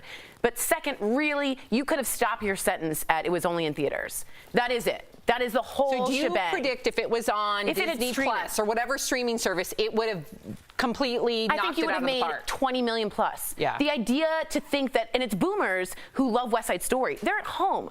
They have COVID problems. They have complications, and they're compromised. Why do that? And to me, Spielberg really, and I say this with all due respect, misread the room on this one. You put it out on streaming even before you put it out in theaters. Just like Erica said, it's a ghost land in there. Spielberg missed the boat on this one. And I don't know anybody that's been to the movie theaters since COVID started. I went once. Besides you telling me, I literally don't. And if it's aimed at boomers who watched the first West Side Story, I know for sure that everybody that I know that's a boomer is not going to the movie theaters. And maybe that's just my circle. Yeah. But I'm not going to step foot in a movie theater. So I don't know. And also in Christmas, around this time of year, you try to channel as much as you can to just see positivity. Yes. And to watch something like this around this time of year is just not the time or the place. They could have done it like June. Yeah. Released it at a different time. Yeah, maybe. I think right now, not only because of the holidays and everything that 2021 has represented for so many families, we just can't handle tragedy. I can't, Erica. You and I know. Triage, honey. No, you can't do it. No, I can hardly handle the actions. Like, if it's not like it needs to be a pleasant film. Fuzzy, I don't want it. That's the only thing that we can control at this point, like what we're consuming in that way. It's kind of like watching movies that talk about COVID or people wearing masks. You don't want it. It's just annoying. I don't want to see it. I'm living it. It's just like too much. Let's do something else. Of the Jennifer Aniston morning show, and I'm not going to give away any spoilers, but it became too triggering for me. Yeah, that's right. That makes sense. All right. So we are sharing your comments coming up next. So stay with us. I bet it's about Angela Merkel. No, definitely not. Probably not.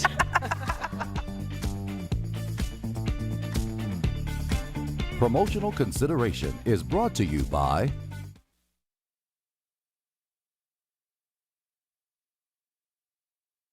However you're celebrating, make DBL a part of your holiday cheer. I can tell she was feeling something, I tell you. Blush for Alfonso Ribeiro. It is the most wonderful time of the year. Absolutely. Yeah. DBL is always all new every day.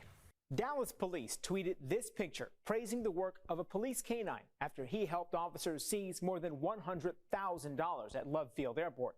The post quickly went viral, with many people asking why it's a crime for someone to have this much money, and others pointed out the traveler who had the cash wasn't arrested. So let's verify. Can police in most states seize your money even if you're not charged with a crime? Our sources are the National Conference of State Legislatures, the U.S. Department of Justice, and the Texas Appleseed Project, which works on criminal justice reform. Many states and the federal government have civil forfeiture laws. Each defines the process a little differently, but generally, the NCSL explains these are laws that allow police to seize assets, like cash or property, if they believe the items were used in a crime. Prosecutors would then file a case against the property, not the person, and then the owner would have to defend why the items were not involved in a crime. Law enforcement and the DOJ say these forfeiture laws help defund criminals, but critics say it denies property owners their due process and point out police are incentivized to make these seizures because departments in some states can keep a bulk of the money seized if they win the case. Only North Carolina, New Mexico, Nebraska, and Maine have abolished civil forfeiture laws. While several states require a criminal conviction before beginning civil forfeiture proceedings, Texas does not. Dallas police claim the money seized at the airport was part of a drug trafficking investigation, even though the traveler wasn't arrested. So it's true. Police in most states can seize your money even if you're not charged with a crime. There is a process to get the money back, but the Texas Appleseed Project says defenses are usually expensive and a majority of cases go uncontested. With your Verify, I'm Brandon Lewis. To receive daily fast facts to your phone, text Verify to 202-410-8808. And to sign up for our newsletter, visit verifythis.com/email. You may use your front-facing camera on your phone for selfies or video calls, but once you turn the camera off, it's off. Now, according to the Washington Post, a big chip maker has revealed its latest processor includes a feature that would allow smartphone makers to keep front-facing cameras on at all times, watching for your face. According to the report, this processor will be used in high-end Android smartphones coming out in 2022. The chip maker Qualcomm says it's a security feature. A phone could potentially have a feature that allows it to automatically unlock as soon as it finds your face, or it could detect another face next to yours, allowing your phone to hide notifications you might not want someone else to see. The company says the camera will not take photographs or video without your permission, and that none of the data picked up by the camera when it is looking for the face will leave the chip. Right now, the features that would use this always-on camera do not exist yet. It'll be up to the smartphone makers to develop those, but reportedly companies have already expressed interest in the feature.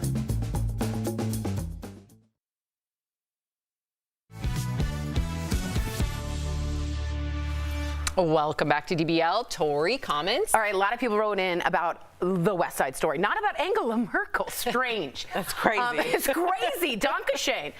People wrote in and says, I adore musicals, but just have never really enjoyed West Side Story. IsoTech said, Hollywood should stop rebooting the classic TV shows and movies. Give us something fresh and new. And Juanita said they also love Al and Jeff, but they love this panel. Oh, okay. Watch out, Al and Jeff. I'm always taking it too far. It was good right there. Yeah, I was going to let it just hang on her as she continued to do the robot, if that's what that was. We're good. If you guys are leaving us, you can watch the second half of the show online. Watch on YouTube, dailyblastlive.com, or our DBL mobile app. But if you're sticking around, here's what's coming up. The Golden Globe nominees are announced. We'll tell you who scored a nom, plus why the show isn't going to be televised. And Peloton is trying to steer away from the bad press, how they're coming back at Sex and the City after the deadly scene involving their bike.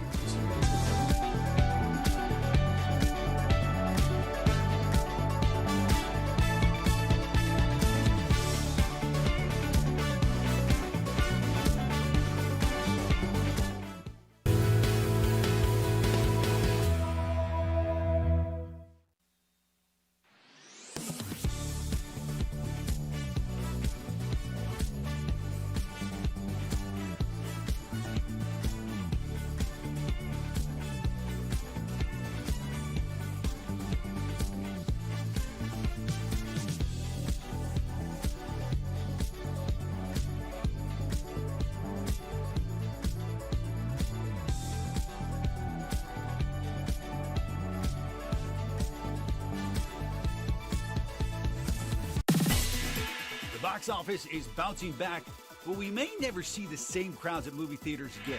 Let's connect the dots. A new study from the film research company The Quorum found nearly half of former moviegoers are no longer going to theaters. And there's a few reasons why. Concerns over the pandemic are at the top of the list. With a new COVID variant and no vaccine required at most theaters, many people said they just don't feel safe. Others say that going to the movies just isn't worth the price of admission. High ticket and concession prices have caused complaints for years, and researchers say lots of folks just don't want to pay anymore after staying home for so long. And many of the biggest blockbusters are now available from the comfort of your couch. Warner Brothers made all this year's movies available on streaming the same day they premiered in theater, meaning those theaters will have to rethink those strategies to bring back moviegoers. And that is Connecting the Dots.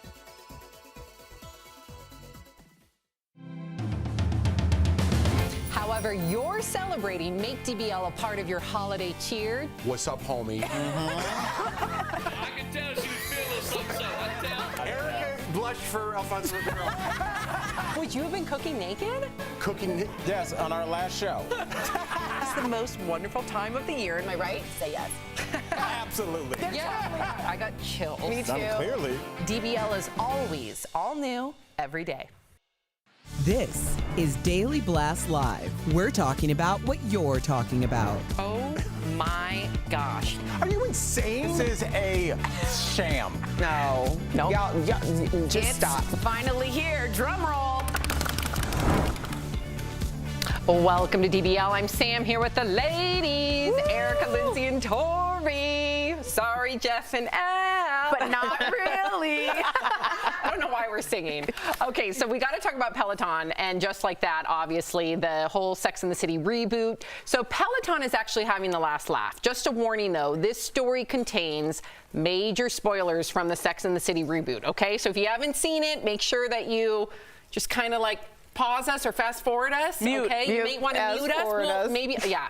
So as you know that the fan favorite, here it is. Mr. Big dies from a heart attack after riding on his Peloton shortly after Peloton Stux took a huge tumble. So now Peloton, along with Chris Noth, who played Big, played along with a cheeky response to it all. Watch.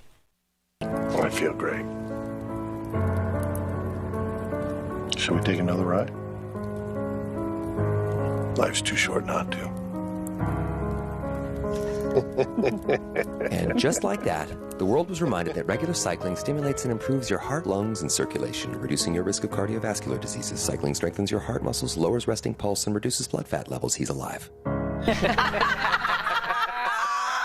Okay, so what did you guys think of this, and what do you think about Ryan Reynolds narrating it? You definitely recognize it. Can I just say, yes, I don't believe any of this. I think that Peloton knew what was going to happen in Sex and the City. They can't say that because this is ridiculous. You're telling me that a multi-million-dollar company said to a multi-million-dollar TV show, "Oh, you're using my product in your show, but don't tell me how because you're that big of a show and I'm that small of a company that I'll accept anything, even if you throw it in the dumpster."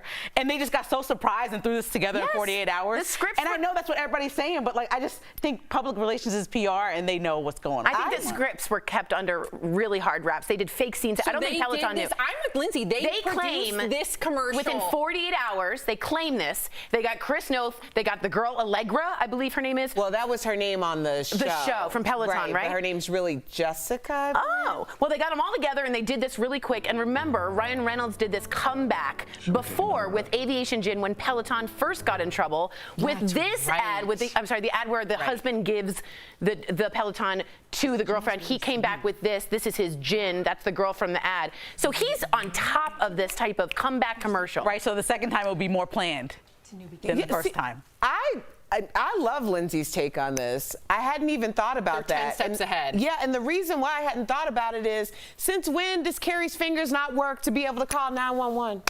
How long does it take you? Erica can't get over the actual show. I can't get over the idea of walking in, seeing your husband on the floor, knowing that he's in medical duress.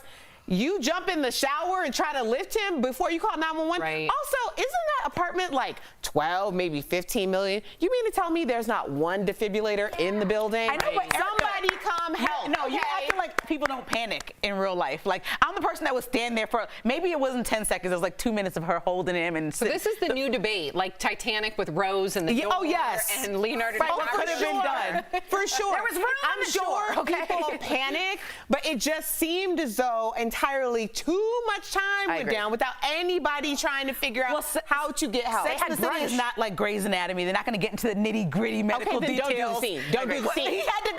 No. Here's the deal, Lindsay. Then don't have him be alive when she comes in, because if he's alive, try to save him. All she did was like, no, use the phone, do and a then CPR. take off your shoes, girl. You know you don't walk around your house in those shoes. If Those Manolo are the Blahniks classic are shoes not. that had to get wet. It was all a moment. And the show is about shoes and clothes and sex in a And city, now it's going to and be not about ER. grief, though. And you know what? A lot of people might be able to relate. I think so. I think they did it on purpose. Michael Patrick King has the finger on the pulse here. You don't go West Side Story. You go with empathy and grief, because that's Do really... we need to see more grief? No, we we were don't. excited to see nostalgia. We don't need, we know what's happening in our real lives, okay? We don't need that there. I'm right there with you, Erica. Okay, so Kim Kardashian has passed the baby bar.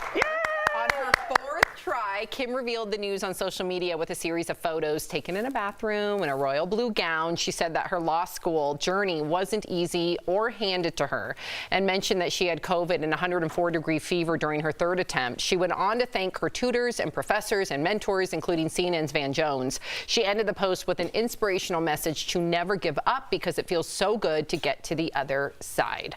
What did you think about, now what did you used to call the baby bar? You called it mini bar, which is what you have in a hotel when you're drinking. I don't think it's called the mini bar. So she passed the baby bar. What do you think about this? I have loved Kim K from the beginning. You all know that. I've been a big fan, and this is another really relatable thing. 4 kids, building an empire, saving people from jail, and passing the bar. I commend her for doing things that are uncomfortable. She says she's failed several times. She did SNL and might have failed.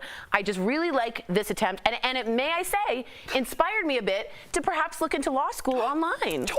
Yeah. That would be awesome for you. I would be very proud of you. But what's relatable about having tutors like Van Jones and people come teach you law and not go to law school? Like people who work really hard to get scholarships and learn that kind of thing by the books. But a lot of people aren't going to grad school a normal way. They're doing online, they're doing night school, and she did an out-of-the-box way, which is relatable. The difference between the baby bar and like the bar exam? Yes, you have to pass an actual bar exam, but this gives you a good indication if you can do it. So she will have to take the bar exam? Correct. And Robert Kardashian passed it like his first round. So she was trying to live up to her dad, but she said he'll be very proud of her. I do think that it's important, since Kim Kardashian affects so many young women, specifically young girls, that she's making smart be something that's cool. That's something that sticks out to me. Now, the way she did it, whatever, you know, she has money, she can do that. That's awesome. But she's making the fact that getting a law degree is something important, just like Megan Thee Stallion just did, getting her college degree. That's important. And so as long as anybody doing that, I'm not going to hate on you, because I never was a big Kardashian fan. I know you love them. But I'm happy that she's doing this. Clearly, because I was like, dang, she turned into Mother Teresa,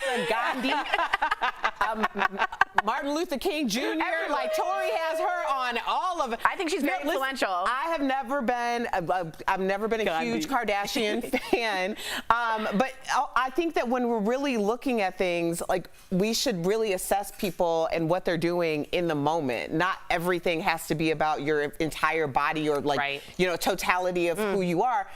I think that this is an interesting thing. First of all, people were talking about how she announced it and what she was wearing. I love the idea that she's like, I can be all things. Yes. I can be sexy. I can be smart. In terms of what she's brought to the forefront, I think, Tori, you're very, very generous. People have been working on prison reform for quite some time before Kim Kardashian came out. However, her amplification of the message is very important and should be put in the totality of everyone's work. So I think this is super impressive. There's absolutely no hate there. But I also want to say, I think it's super strange when people are like, 100%, I am this person's fan no matter what they do, no matter where. You don't even give that type of grace to your mama. Right. So why are you giving that grace to some celebrity you've never met? That's so Tori. Good conversation, though. Yes, Tori. I don't like her fashion sense with the weird hood thing. That was weird. That weird hood thing. Oh, yeah? Oh, my gosh, yes. Okay. All right, let's talk about the Golden Globe nominations because they came out earlier today. The hit Netflix show Squid Game scored 3 noms, including Best TV Series. Now, last year's big winner, Ted Lasso, came out with 4 nominations. Films Belfast and The Power of the Dog tied with 7 nominations each. And West Side Story and Don't Look Up earned 4.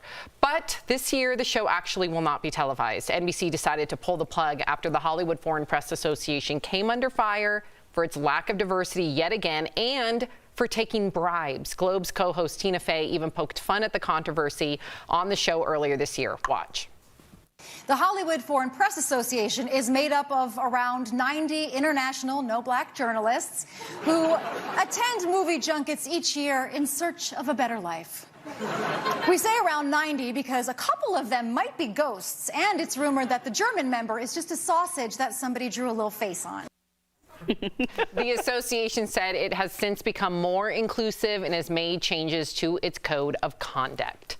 Do we buy this, Lindsay? Should the Golden Globes go away? Well, too little, too late. I mean, NBC was a huge platform for them to be on. I know we were just talking about streaming, about West Side Story, but I think, you know, why would it take this long?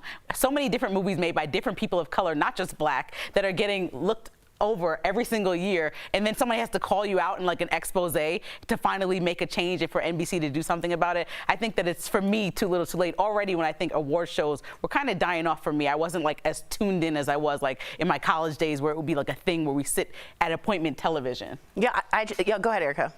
No, I just think that this is why call-out culture exists. You think that if no one called things out, that change would ever happen? Yeah. So that's where we are. It's like everyone's just kind of waiting, doing what they've been doing for quite some time, no matter how antiquated or discriminatory the practices are, until someone is brave enough to call them out. And that person generally has to be in a position that is like, well, I don't really have anything to lose in this fight, or my moral compass won't allow me to let this continue on, or like, I have enough money, I don't care. Right, I don't like, really care so about that. we're always waiting for somebody who is real good to be able to come up and be like, I just can't do this anymore, and that's how change is made. So here we are. I mean, there's no excuse at this point to not have a single years has this been person, going on there? a black Forever. person.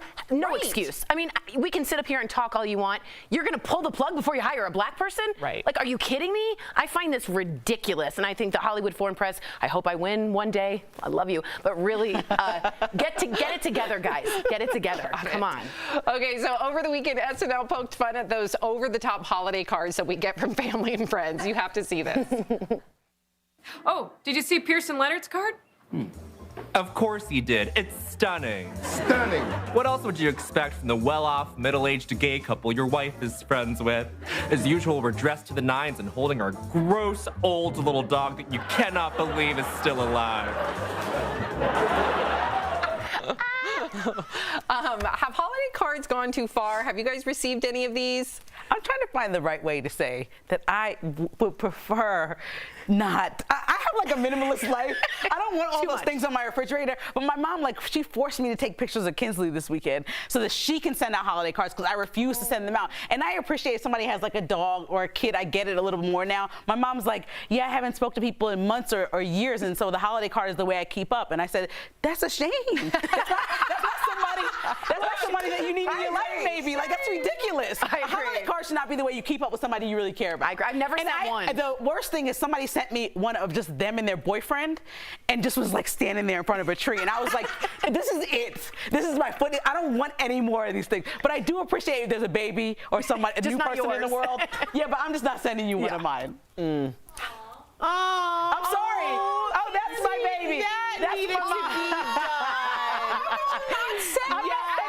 my mom is gonna send it to like some grandparents and aunts, and I'm like, I refuse.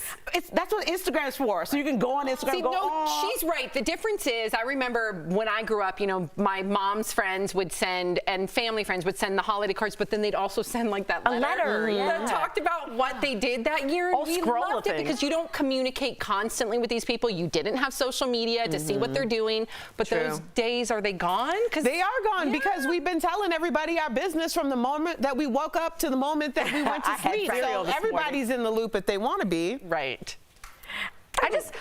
I kind of secretly want to be in one. I've never, as a Jew, I've never been in a Christmas card. Oh. So I would like to be in like the plaid pajamas and the roaring fire. You could do it. A black lab. Maybe do it next year. Okay. We did it this year for the first time in like a conscious thing to do the Christmas card. Do we have that picture of Erica? No, we don't. I was like, let me see we don't this. because Now, are you in onesies or dressed up? Both. Some of us are in onesies. Some of us are in the plaid pants with a shirt. Then the nieces. I bought everybody pajamas. We did it right after Of course Thanksgiving. she does it right. Yeah. It was super highly stressful. Right. I will say that. But after this year, and we're starting new traditions, we just really wanted to do something that felt like, one, let's acknowledge that we're all together, we're celebrating as a family. But no, I don't have it because about 60% of my family tries to be private, and they're like, I don't want to be on your little show. I respect that. Yeah. Good show. A woman's small gestures are changing lives in huge ways. You cannot miss this incredible story coming up next. Oh, did you see Pearson Leonard's card? Of course he did. It's stunning. Stunning. What else would you expect from the well-off, middle-aged gay couple your wife is friends with? As usual, we're dressed to the nines and holding our gross old little dog that you cannot believe is still alive. Closed captioning provided by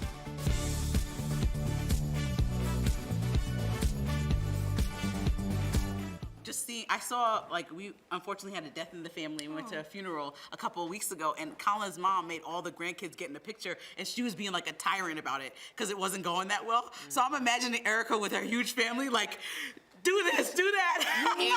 Somebody has to be. Gotta have the Wrangler. Picture, but you're gonna have to like reel it in. So what I saw, I was like hysterical about it. And so a I don't lot know of how many young boomers- kids you had. And we just How had did you the wrangle? four. What was your tips? So what I did was when everybody came in, I put the pajamas on their respective beds that's so that they had them. However, if you're going to do the pajamas that there's a male and female version, make sure they're marked, because then for about a half hour we did a pajama exchange, because like my dad had a women's large, my sister had a men's large, couldn't tell the difference, they had to exchange. But then I sat everybody, we have a sectional couch, so it's easy to put like my parents in the middle, my brother's family on one side, my sister, or my other brother's family on the other, my sister and all of us. People were in this photo? 18. Oh my gosh, that's yeah, a plus lot to and the dog. So yeah, I mean it's a lot of work. So I give credit to all of you who do this every year. There are families every year. They'll get everybody, extended family, and they'll do those big family photos. And I've always like wished that I had that in me, because then you go to their house and you see like their whole stairwell is like all those family In a row. photos. Well, my mom bought us Speedy pajamas, Colin and I, to match Kinsley's pajamas that she had in that picture, but I'm not gonna tell Colin, like, get in a photo with Feedy pajamas and to send this out to everybody that my mom will send it to. He, like that, you know, I know, but there's always a line you gotta draw. There's always a line you gotta draw. That line has been crossed for us because You said you got everybody together. If I got 20 people together, I would do it too. But just me and Colin, it's looking kind of funny.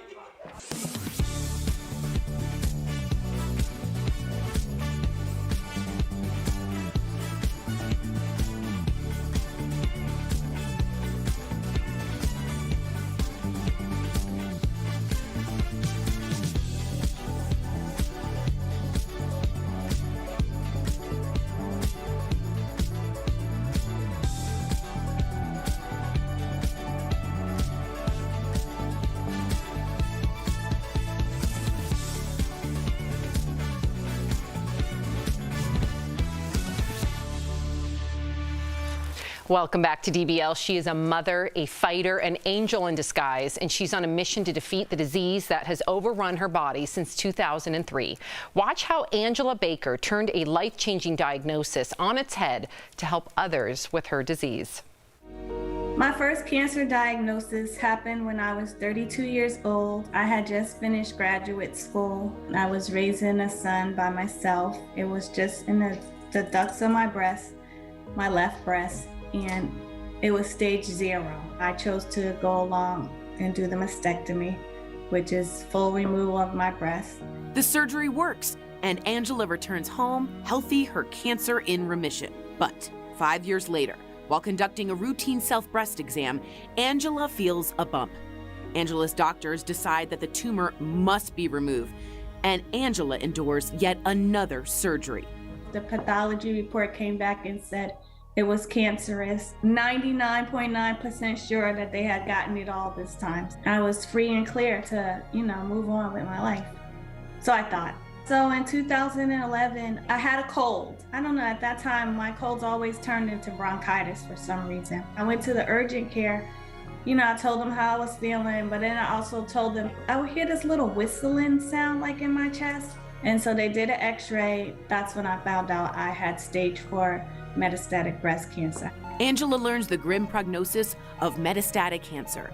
Metastatic breast cancer means that the cancer has moved from the original site, which was my left breast, to a different part of my body, which was now on my chest wall and my bones. I didn't know that you could only die from metastatic breast cancer.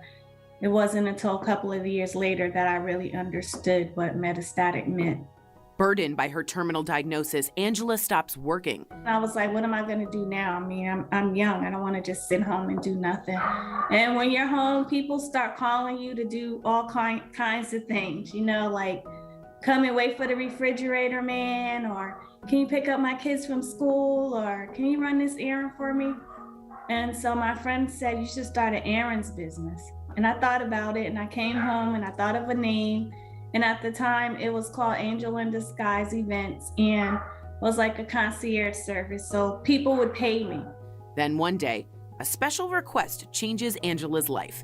A lady, she needed to go to 2 doctor's appointments, and she really didn't have any money to pay me. And I was like, it's okay. I was like, there's gotta be other people like this. I figured out how to start a nonprofit. I knew nothing about it, but that's when Angel in Disguise was born. And here I am, 6 years later. Angel in Disguise is helping people with cancer one ride at a time. It might seem like a small task, but to somebody needing to go to treatment, that's a big deal. And as Angela continues her own fight against cancer, she continues to drive. I get emotional.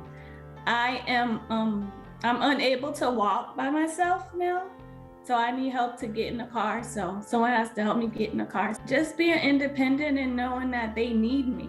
So I'm like, someone's gonna help me get in this car. They're so grateful. So that's what keeps me going. I feel like if everybody did it just one day, they'll be like, wow, look who I helped today. Everybody knows me as Live Life Now, because that's what I believe. And that's what I want everybody to remember. Oh, wow. Her legacy will live on even after she's gone. So to make a donation and to learn more about Angela's nonprofit, Angel in Disguise, you can visit angelindisguiseinc.org. We'll be right back.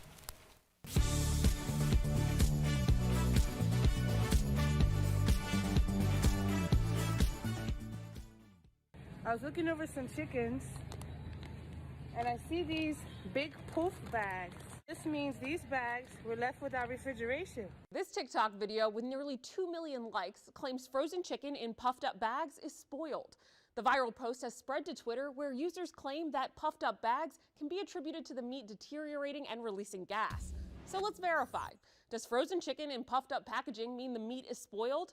Our sources are Purdue Foods, the National Chicken Council, and the United States Department of Agriculture. The woman in the viral video is standing next to a bag of Purdue chicken. The company sells its chicken in a variety of packaging, including frozen in bags. Packaging methods for meat and poultry must be approved by the United States Department of Agriculture. According to Purdue, the puffiness of the bag is a USDA-approved packing method that pumps ambient air into the bag before sealing it. In an email to Verify, a spokesperson for the company explained that the puffiness of the bags actually indicates the packaging is properly sealed. The National Chicken Council agreed that the frozen chicken packaging seen in the video is a USDA-approved process with no food safety concern. According to the USDA, a consumer can tell if chicken is spoiled by looking for changes in the poultry's smell, taste, or texture. It says meat or poultry may turn a dark color, smell badly, and become slimy due to spoilage bacteria. It does not say anything about the packaging as an indicator of spoilage. So we can verify, no. A puffed up bag of frozen chicken doesn't mean the poultry is spoiled. With your Verify, I'm Ariande Till. To receive daily fast facts to your phone, text VERIFY to 202-410-8808. And to sign up for our newsletter, visit verifythis.com/email.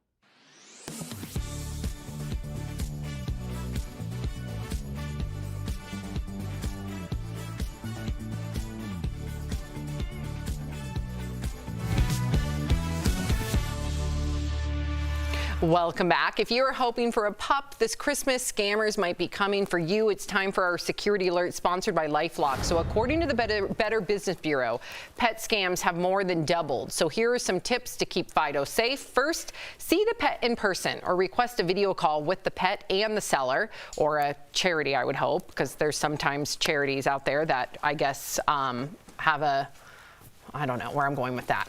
Next, reverse search the pet photo. Look up any distinctive phrases in the listing. If the images or phrases are found in multiple places, it's likely a scam. And in the end, your safest bet is to adopt an animal. There you go, from a local shelter. If your information has been breached, LifeLock is here to help. LifeLock keeps you and your digital identity secure from cyber criminals. Call 1-800-419-0131 or visit lifelock.com to learn more. We'll be right back. Promotional consideration is brought to you by. However you're celebrating, make DBL a part of your holiday cheer. I can tell she was feeling a little something, I tell you. Blush for Alfonso Ribeiro. It is the most wonderful time of the year. Absolutely. Yeah. DBL is always all new every day. Dallas police tweeted this picture praising the work of a police canine after he helped officers seize more than $100,000 at Love Field Airport. The post quickly went viral, with many people asking why it's a crime for someone to have this much money, and others pointed out the traveler who had the cash wasn't arrested. So let's verify. Can police in most states seize your money even if you're not charged with a crime? Our sources are the National Conference of State Legislatures, the U.S. Department of Justice, and the Texas Appleseed Project, which works on criminal justice reform. Many states and the federal government have civil forfeiture laws. Each defines the process a little differently, but generally, the NCSL explains these are laws that allow police to seize assets, like cash or property, if they believe the items were used in a crime. Prosecutors would then file a case against the property, not the person, and then the owner would have to defend why the items were not involved in a crime. Law enforcement and the DOJ saying these forfeiture laws help defund criminals, but critics say it denies property owners their due process and point out police are incentivized to make these seizures because departments in some states can keep a bulk of the money seized if they win the case.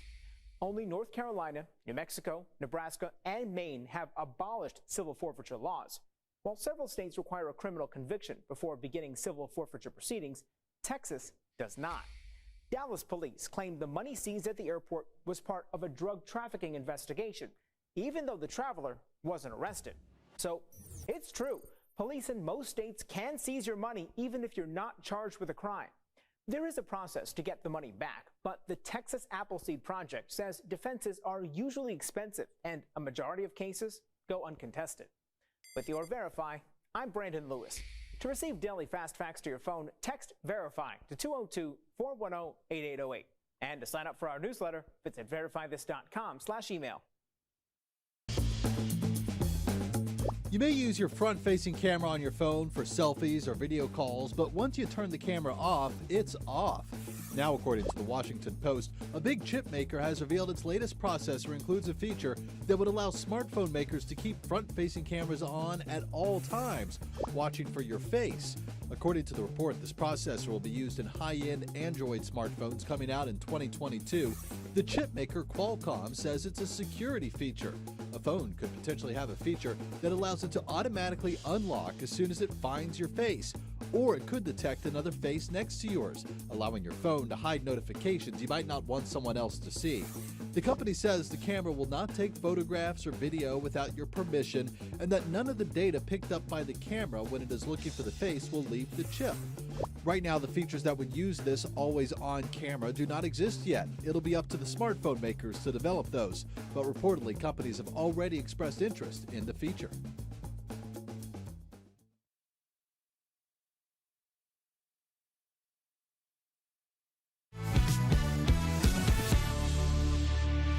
Welcome back. We love sharing your comments. Miss Tori? Juanita says, I like to give and receive Christmas cards because they're like tiny little gifts. Oh, yeah. I like a note with it. At least tell me what's going on. Don't just tell me what's going on. DBL See You Every Day. We'll see you tomorrow. Bye guys.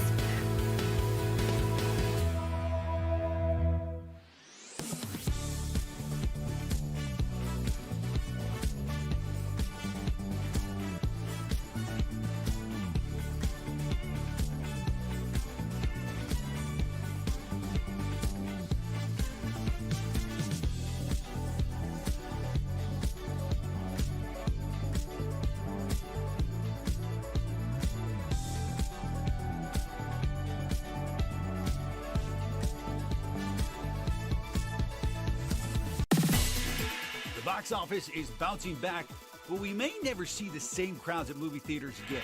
Let's connect the dots. A new study from the film research company The Quorum found nearly half of former moviegoers are no longer going to theaters. And there's a few reasons why.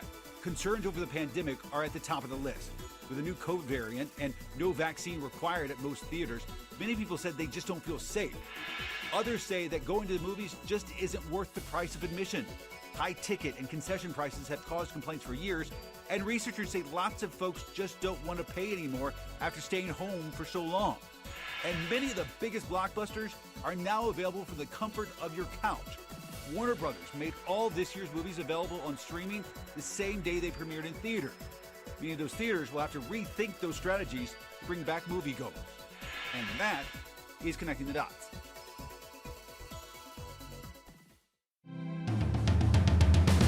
However you're celebrating, make DBL a part of your holiday cheer. What's up, homie? I can tell she was feeling something, so I tell. Erica blushed for Alfonso Ribeiro. Would you have been cooking naked? Cooking, yes, on our last show. It's the most wonderful time of the year. Am I right? Say yes. Absolutely. Yeah. I got chills. Me too. Clearly. DBL is always all new every day. Here's what we're talking about today on Daily Blast Live. Time announces the person of the year, and it may not be who you expect. We'll explain the reasons behind the pick. Crazy video as teachers take a grab at $5 grand on the ice. Why people are outraged by this unusual competition. Peloton fires back at the deadly Sex and the City scene, the ad they put out to backpedal the bad press. And a single mother fighting for her life becomes an angel in disguise to her community. I was free and clear to, move on with my life. So I thought. Oh my gosh. Are you insane? This is a sham. No. Nope. Y'all, just stop. Finally here, drum roll. Welcome to DBL. It is Monday, December 13th. I'm Sam here with Lindsay, Erica, and Tori. It is a ladies' day today. Ladies' Day. It is. It feels good to be, I'm sorry, I love you, Jeff. I love you, Al, but it feels good to be surrounded by the girls today. Amen. It's the feminine energy. And I feel like I have a seat at the big kids table because I have my booster seat now. And Lindsay and her so booster I'm seat. also now at your height level. And my mom had a lot of things to say about how short I must have gotten over maternity leave. They say you shrink. I guess I started by shrinking. Bigger, but then I guess everything else shrinks. I guess that happened because the seats are the same here. So I The don't know. booster's cute. The booster's cute. I know. Well, I'm glad it's a ladies' day. We do have to switch to very heart-wrenching news. I know that you guys have all been following the devastation with the tornadoes. We want to offer our hearts and our prayers to everybody who's been affected. And those tornadoes have torn through the South and Midwest this weekend. At least 100 people are feared dead, but search and rescue operations continue. And, Erica, I did not know the devastation until I really sat down and watched the news. Yeah. You were there to a degree, and you didn't even know what was happening. So, yeah, it's interesting how fast this stuff comes on. I wasn't there like in the epicenter. What happened was we flew to Chicago and then we were going to take a hopper that is really like a 25-minute flight to Indiana.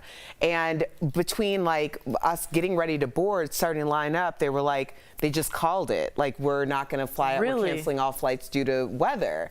So we ended up taking an Uber, and it took us about 2.5, 3 hours to get to where we're going, which is a lot longer than what it normally would be. But it wasn't until we got into areas of Indiana where like power lines and and trees were in the middle of the street. So that's why it took us so long. And our Uber driver at one point was like, can we turn the music off? Because it just got He needed to focus. right. So, you know, just how fast those things happen. So, I mean, and how they happen, like one street totally fine, the next street not. So, you know, yes, our thoughts and prayers are out to everyone who's affected because it was a very serious situation. Very scary, and right before the holidays. So much suffering.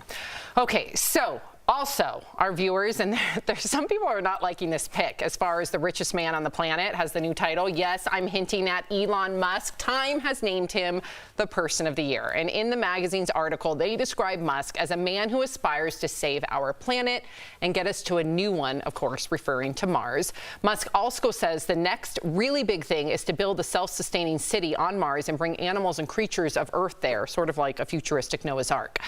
Is Elon Musk the choice in your opinion, Tori? Do you like this choice? What do you think? Two things. One, it's not your favorite person of the year. It's the most influential person of the year, and some bad people have been person of the year. So forget what you think of Elon Musk, okay, personally, right?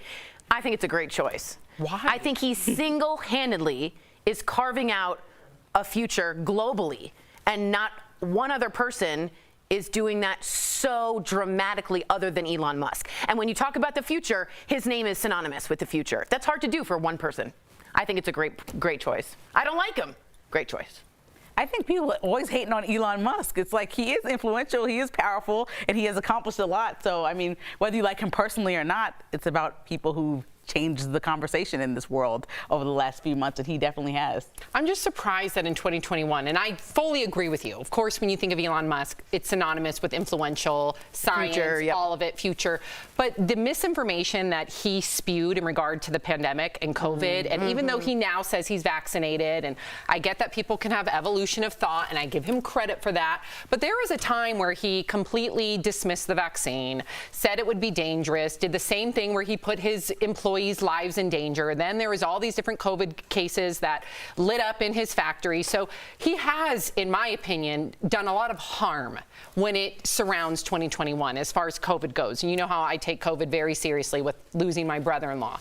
So for that, I have a bone to pick with him. What if I told you that, like, Mussolini was a Time Person of the Year, and like Hitler, like people who you don't like and have influenced it poorly, those people can also be part of it. But I do hear what you're saying. Maybe in 2022 then, let's breathe a little bit through this pandemic. I want to see the people that have helped the pandemic and other areas in our society be the ones to be honored. But I'm not going to dismiss his influence either. Yeah, I don't really have, I don't have an opinion about Elon Musk being Times Person of the Year, but I do want to ask you, Sam, because you're such an animal rights advocate, how do you feel about the idea of bringing animals to clearly what's not their natural habitat? Yeah, I don't know what that would look like, right? How do you gather them? How do you capture them? How do you do all that stuff? Now, of course, I understand that in the grand scheme of things, if that's going to be our only way to conserve, you know, to not only conserve, but for all of us and our grandchildren and great-grandchildren allowed to procreate, then I understand the risk versus reward, but it doesn't sit well with me because I don't know what that would look like. It can't be ethical, in my opinion. Maybe there's a way to make it ethical with the right organizations involved, but it doesn't seem ethical. Did you guys pick a Time Person of the Year? I did, and I picked someone boring. Blah. Who? You can yell at the TV screen right now. It's Angela Merkel. Okay. She's a good pick. And to me, I'll just say the past 4 years we've been tumultuous. She has quietly been the leader of the future world without making a lot of noise. That's hard to do. Bravo, Angela. I wish that Simone Biles would have gotten picked. She was on the cover of Essence, or will be, and I think that they're recognizing her as a black woman, but she's more than an athlete, more than a black woman that has accomplished a lot. She's a 24-year-old woman that basically changed the conversation around mental health internationally. And as somebody who took a break to focus on my family and my mental health recently, I think that to be 24 and to know to do that and when to say no for yourself is a huge deal, and she should be the Person of the Year. So agree with you there, 1,000%. What do you think, Erica? I chose Stacey Abrams. You know, just how the evolution of Stacey Abrams over the past few years especially, but you know, how she influenced last year, obviously influencing the presidential election, turning Georgia blue. That's all her. We got to give her credit. But then the runoff this year, and then December December 1st, or around December 1st, she announced that she is going to run for governor again. She is the comeback queen, and I think that this is a story that we are going to be talking about for generations to come. I agree with you. I love all of your picks. I really do, even yours, Tori. And Angela Merkel. Come on. But I was going with Simone Biles this morning when I was talking to Michael Dean, just because, to your point, everything that she's done surrounding mental health and her advocacy and her selflessness, and I know not everybody feels that way, but I think that she is 1,000% honorable a Person of the Year. I also wanted to add, and some people might say that this sounds a little old, meaning last year, is Dolly Parton. And I was thinking of her too. I know that last year everybody was celebrating her with her $1 million funding for the Moderna vaccine, but she still is inherently saving lives. So I think Dolly goes on that list too. We all picked women.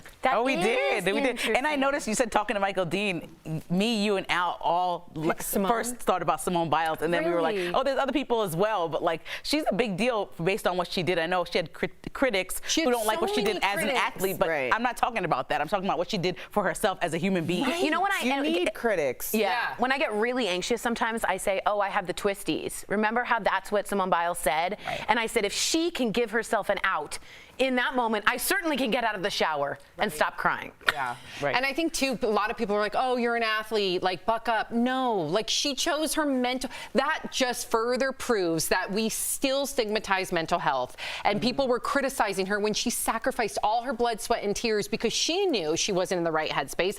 God forbid if she would have attempted to do her routine, who knows if she wouldn't have broken her spine. Exactly. Her neck, and not to mention all of her advocacy. Dr. Nasser, yeah. I know. Unbelievable. It would have been really cool if she was celebrating. Not Angela. Coming up on DBL, the Golden Globe noms are out, but you won't see the awards on TV. We'll tell you why. And fans didn't show up to see the highly anticipated West Side Story remake. Is it because of COVID, or are people just ready for something new? But first, we have to hear from you on this next story. Teachers competed against one another in a cash grab on ice. Yeah.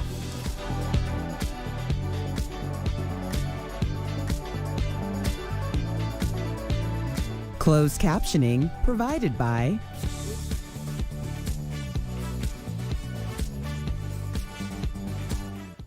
Quick question. Good to see everyone. Marquita just wrote in, you work at Amazon in Madison, Illinois. And I heard, Matson, Illinois. Sorry for that. True Chicagoan. I heard that the Amazon workers who were at a warehouse in Edwardsville were told, don't worry about the warnings. Come back in. We need the quota filled for Christmas. Wait, what? Yeah, and they all got sent back into the Amazon warehouse, and it was flattened. And apparently rescuers were climbing over deceased people to get to them. So I just want to say, like, I also thought of Jeff Bezos as a Time Person of the Year. And, like, who sends workers back in? I didn't want to say it on the main show and get in trouble with, but man, that's such a crappy story. I know. Like, it says a lot about consumerism and the power of one person over, you know what I mean? I think a lot of people don't know Elon Musk's backstory too, like everything with his father and apartheid and his white supremacy. And I think people need to do their due diligence, really look into Elon Musk, the way he was brought up, the people involved, his parents. I'm not saying that he is his parents or he is his grandparents, but I think it's important for a lot of people to just understand his backstory. Listen, he's influential, yes, but I'm not a huge fan of him personally. Sam, I have to say this and jump in. Katie just said, Sam, I know he isn't famous, but Eric was definitely a Person of the Year for all of us. Following along on his journey, he inspired many. Okay, we're gonna. No, it's okay. I thank you for acknowledging that. That was very kind of you. Thank you. Oh, wow. Yeah, he definitely changed so many people's lives. Personal lives, and just fought like a true warrior for a year. Absolutely. Yeah. I was gonna say that, but I just was afraid to go there. But thank you for recognizing him. That's really sweet. Thank you. All right, guys, let us know your favorite people or persons of the year and why they're all women. Just kidding. They are women.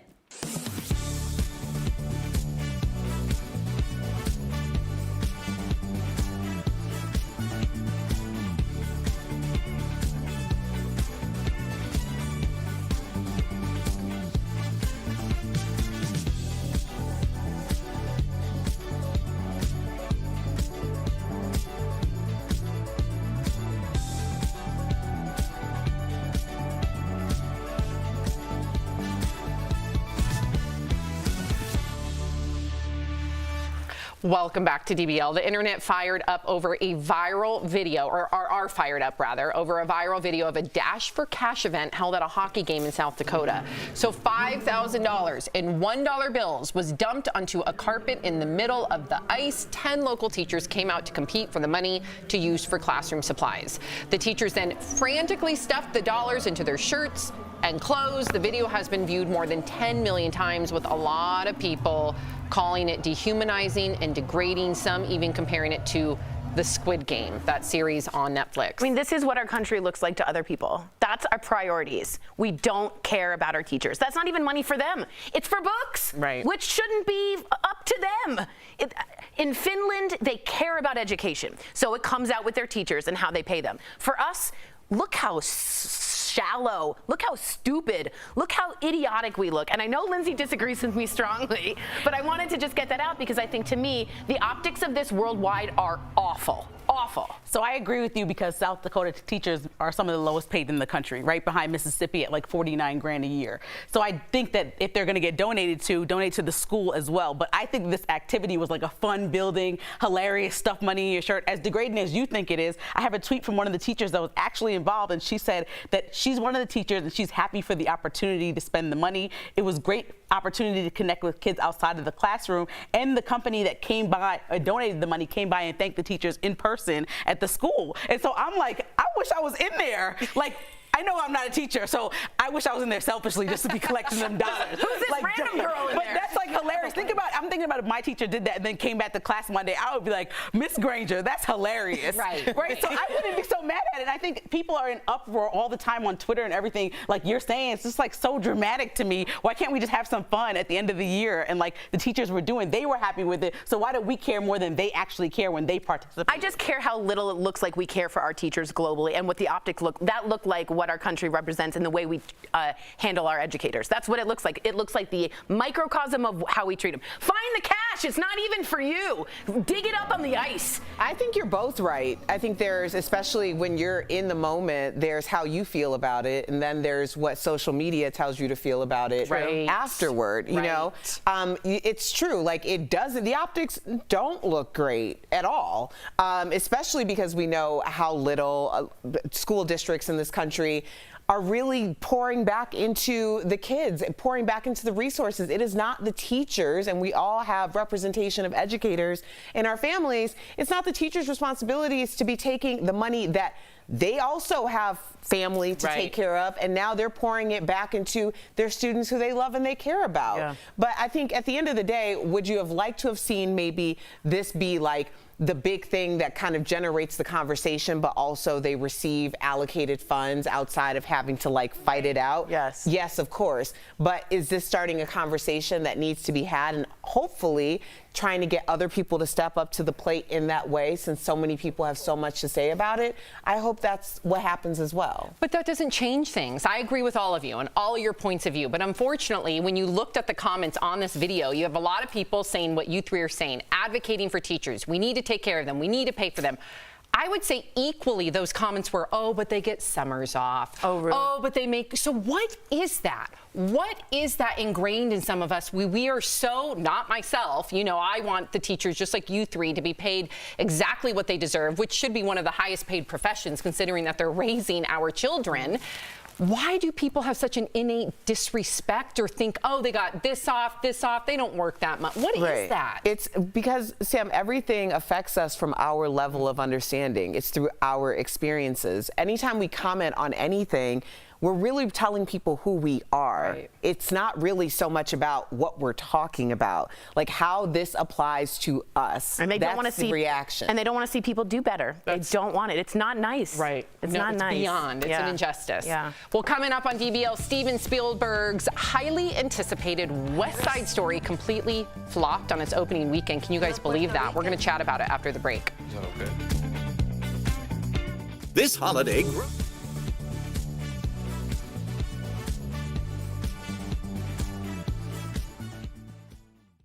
I was looking over some chickens, and I see these big poof bags. This means these bags were left without refrigeration. This TikTok video with nearly 2 million likes claims frozen chicken in puffed up bags is spoiled.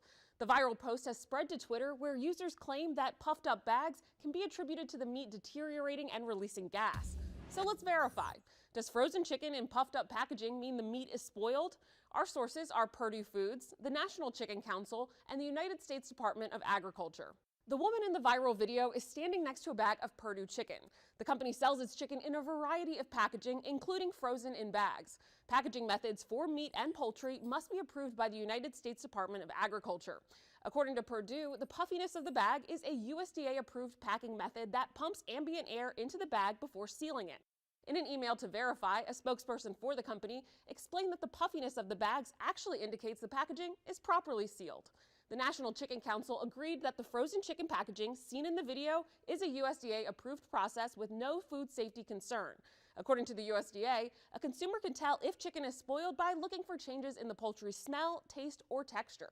It says meat or poultry may turn a dark color, smell badly, and become slimy due to spoilage bacteria. It does not say anything about the packaging as an indicator of spoilage. So we can verify, no. A puffed up bag of frozen chicken doesn't mean the poultry is spoiled. With your Verify, I'm Ariande Till. To receive daily fast facts to your phone, text Verify to 202-410-8808.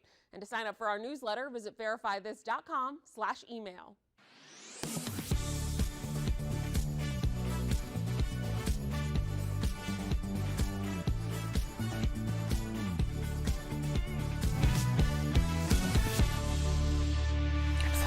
Major disappointment at the box office this weekend. Steven Spielberg's highly anticipated West Side Story has come up short. Yep, the movie only brought in $10.5 million, but here's the kicker. It cost $100 million to make. The reviews have been amazing. So how big of a role do we think COVID played in this? Is it because baby boomers are still hesitant to go to the theater? Do you think that there's other reasons people just aren't into seeing movies anymore? Do you think people just don't go to theaters anymore? Well, I can tell you, I've always said it's been about 15 years since I went to see a movie in the movie theater. This year, I have seen 3 movies in the theater, and the big part of the reason why is because no one's there. Like, we're going for private scrings. Like, when we take the kids, like, honestly. You're telling the kids that. Yeah, no, I mean, like, the kids. Auntie Erica rented out the theater. That's what's happening. Like, you know, the kids want to see these movies, and I'm like, oh, okay. And then they bring you everything, and we're the only 4 that are in the theater. I think another thing is the talk online from Gen Z, where a lot of people who are saying this is not the story that's reflective of the story of my life, or the story that we have so many new stories to tell, especially people from Puerto Rico. Like, I've read this a lot, where it's like, we're sick of the sad story. Right. Let's tell something more inspirational that reflects us. I have to say, if you don't know West Side Story, first off, it's based on Romeo and Juliet. So without spoiler, it's really sad, okay? And one thing is that it's really sad and tragic, and I'm not sure people are in the mood at Christmas time, Hanukkah, to go see this kind of musical sadness, you know? And I'm a musical theater kid, like I'm a nerd.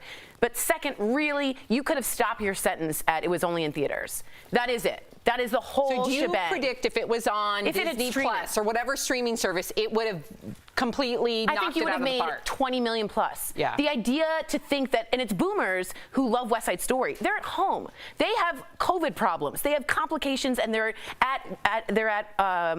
compromised. Why do that? And to me, Spielberg really, and I say this with all due respect, misread the room on this one. You put it out on streaming even before you put it out in theaters. Just like Erica said, it's a ghost land in there. Spielberg missed the boat on this one. And I don't know anybody that's been to the movie theaters since COVID started. I went once. Besides you telling me, I literally don't. And if it's aimed at boomers who watched the first West Side Story, I know for sure that everybody that I know that's a boomer is not going to the movie theaters. And maybe that's just my circle. Yeah. But I'm not going to step foot in a movie theater. So I don't know. And also in Christmas, around this time of year, you try to channel as much as you can to just see positivity. Yes. And to watch something like this around this time of year is just not the time or the place. They could have done it like June. Yeah. Released it at a different time. Yeah, maybe. I think right now, not only because of the holidays and everything that 2021 has represented for so many families, we just can't handle tragedy. I can't, Erica. You and I know. Triage, honey. No, you can't do it. No, I can hardly handle the actions Like, if it's not like it needs to be a warm, pleasant fuzzy, ratatouille. I don't want it. That's the only thing that we can control at this point, like what we're consuming in that way. It's kind of like watching movies that talk about COVID or people wearing masks. You don't want it. It's just annoying. I don't want to see it. I'm living it. It's just like too much. Let's do something else. Of the Morning Jennifer show. Aniston morning show, and I'm not going to give away any spoilers, but it became too triggering for me. Yeah, that's right. That makes sense. All right. So we are sharing your comments coming up next. So stay with us. I bet it's about Angela Merkel. No, definitely not. Probably not.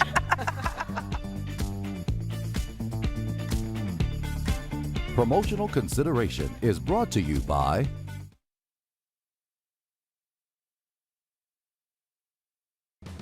However you're celebrating, make DBL a part of your holiday cheer. I can tell she was feeling something, I tell you. Blush for Alfonso Ribeiro. This is the most wonderful time of the year. Absolutely. DBL is always all new every day. Dallas police tweeted this picture praising the work of a police canine after he helped officers seize more than $100,000 at Love Field Airport. The post quickly went viral, with many people asking why it's a crime for someone to have this much money, and others pointed out the traveler who had the cash wasn't arrested. So let's verify. Can police in most states seize your money even if you're not charged with a crime? Our sources are the National Conference of State Legislatures, the U.S. Department of Justice, and the Texas Appleseed Project, which works on criminal justice reform. Many states and the federal government have civil forfeiture laws. Each defines the process a little differently, but generally, the NCSL explains these are laws that allow police to seize assets, like cash or property, if they believe the items were used in a crime. Prosecutors would then file a case against the property, not the person, and then the owner would have to defend why the items were not involved in a crime. Law enforcement and the DOJ say these forfeiture laws help defund criminals, but critics say it denies property owners their due process and point out police are incentivized to make these seizures because departments in some states can keep a bulk of the money seized if they win the case. Only North Carolina, New Mexico, Nebraska, and Maine have abolished civil forfeiture laws. While several states require a criminal conviction before beginning civil forfeiture proceedings, Texas does not. Dallas police claimed the money seized at the airport was part of a drug trafficking investigation, even though the traveler wasn't arrested. So it's true. Police in most states can seize your money even if you're not charged with a crime. There is a process to get the money back, but the Texas Appleseed Project says defenses are usually expensive and a majority of cases go uncontested. With your Verify, I'm Brandon Lewis. To receive daily fast facts to your phone, text Verify to 202-410-8808. And to sign up for our newsletter, visit verifythis.com/email. You may use your front-facing camera on your phone for selfies or video calls, but once you turn the camera off, it's off. Now, according to the Washington Post, a big chip maker has revealed its latest processor includes a feature that would allow smartphone makers to keep front-facing cameras on at all times, watching for your face. According to the report, this processor will be used in high-end Android smartphones coming out in 2022. The chip maker Qualcomm says it's a security feature. A phone could potentially have a feature that allows it to automatically unlock as soon as it finds your face, or it could detect another face next to yours, allowing your phone to hide notifications you might not want someone else to see. The company says the camera will not take photographs or video without your permission, and that none of the data picked up by the camera when it is looking for the face will leave the chip. Right now, the features that would use this always-on camera do not exist yet. It'll be up to the smartphone makers to develop those, but reportedly companies have already expressed interest in the feature.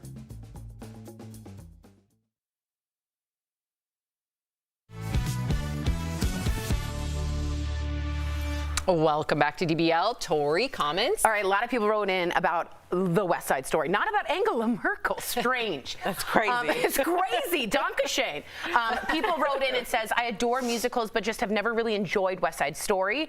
Isotech said, Hollywood should stop rebooting the classic TV shows and movies. Give us something fresh and new. And Juanita said they also love Al and Jeff, but they love this panel. Oh, okay. Watch out, Al and Jeff. I'm always taking it too far. It was good right there. Yeah, I was going to let it that just hang on her as she continued to do the robot, if that's what that was. We're good. If you guys are leaving us, you can watch the second half of the show online. Watch on YouTube, dailyblastlive.com, or our DBL mobile app. But if you're sticking around, here's what's coming up. The Golden Globe nominees are announced. We'll tell you who scored a nom, plus why the show isn't going to be televised. And Peloton is trying to steer away from the bad press, how they're coming back at Sex and the City after the deadly scene involving their bike.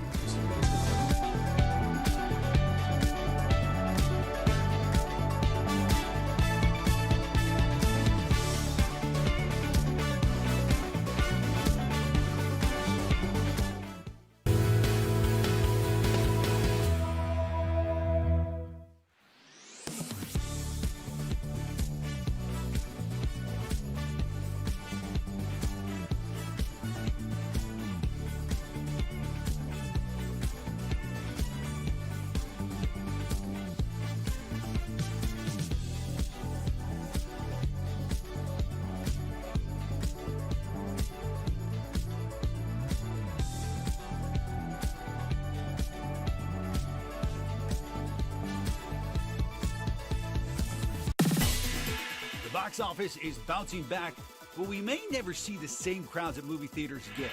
Let's connect the dots. A new study from the film research company The Quorum found nearly half of former moviegoers are no longer going to theaters. And there's a few reasons why. Concerns over the pandemic are at the top of the list. With a new COVID variant and no vaccine required at most theaters, many people said they just don't feel safe. Others say that going to the movies just isn't worth the price of admission. High ticket and concession prices have caused complaints for years, and researchers say lots of folks just don't want to pay anymore after staying home for so long. And many of the biggest blockbusters are now available from the comfort of your couch.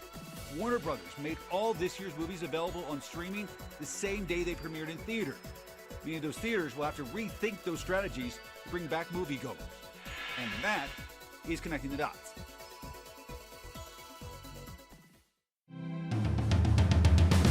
However you're celebrating, make DBL a part of your holiday cheer. What's up, homie? I can tell she was feeling a little something, so I tell. Erica blushed for Alfonso the Girl. Would you have been cooking naked? Cooking, yes, on our last show. It's the most wonderful time of the year, am I right? Say yes. Absolutely. Yeah. I got chills. Me too. Clearly. DBL is always all new every day. This is Daily Blast Live. We're talking about what you're talking about. Oh my gosh. Are you insane? This is a sham. No. Nope. Y'all, just stop. Finally here, drum roll. Welcome to DBL. I'm Sam here with the ladies, Erica, Lindsay, and Tori. Sorry, Jeff and Al. But not really. I don't know why we're singing. Okay, so we got to talk about Peloton, and just like that, obviously, the whole Sex and the City reboot. So Peloton is actually having the last laugh. Just a warning, though, this story contains major spoilers from the Sex and the City reboot, okay? So if you haven't seen it, make sure that you just kind of like pause us or fast forward us, okay? You may want to mute us. Well, maybe, yeah. So as you know that the fan favorite, here it is. Mr. Big dies from a heart attack after riding on his Peloton. Shortly after, Peloton stocks took a huge tumble. So now Peloton, along with Chris Noth, who played Big, played along with a cheeky response to it all. Watch. Well, I feel great. Shall we take another ride? Life's too short not to. And just like that, the world was reminded that regular cycling stimulates and improves your heart, lungs, and circulation, reducing your risk of cardiovascular diseases. Cycling strengthens your heart muscles, lowers resting pulse, and reduces blood fat levels. He's alive. Okay, so what did you guys think of this, and what do you think about Ryan Reynolds narrating it? You definitely recognize it. Can I just say, yes, I don't believe any of this. I think that Peloton knew what was going to happen in Sex and the City. They can't say that because this is ridiculous. You're telling me that a multi-million-dollar company said to a multi-million-dollar TV show, "Oh, you're using my product in your show, but don't tell me how because you're that big of a show and I'm that small of a company that I'll accept anything, even if you throw it in the dumpster."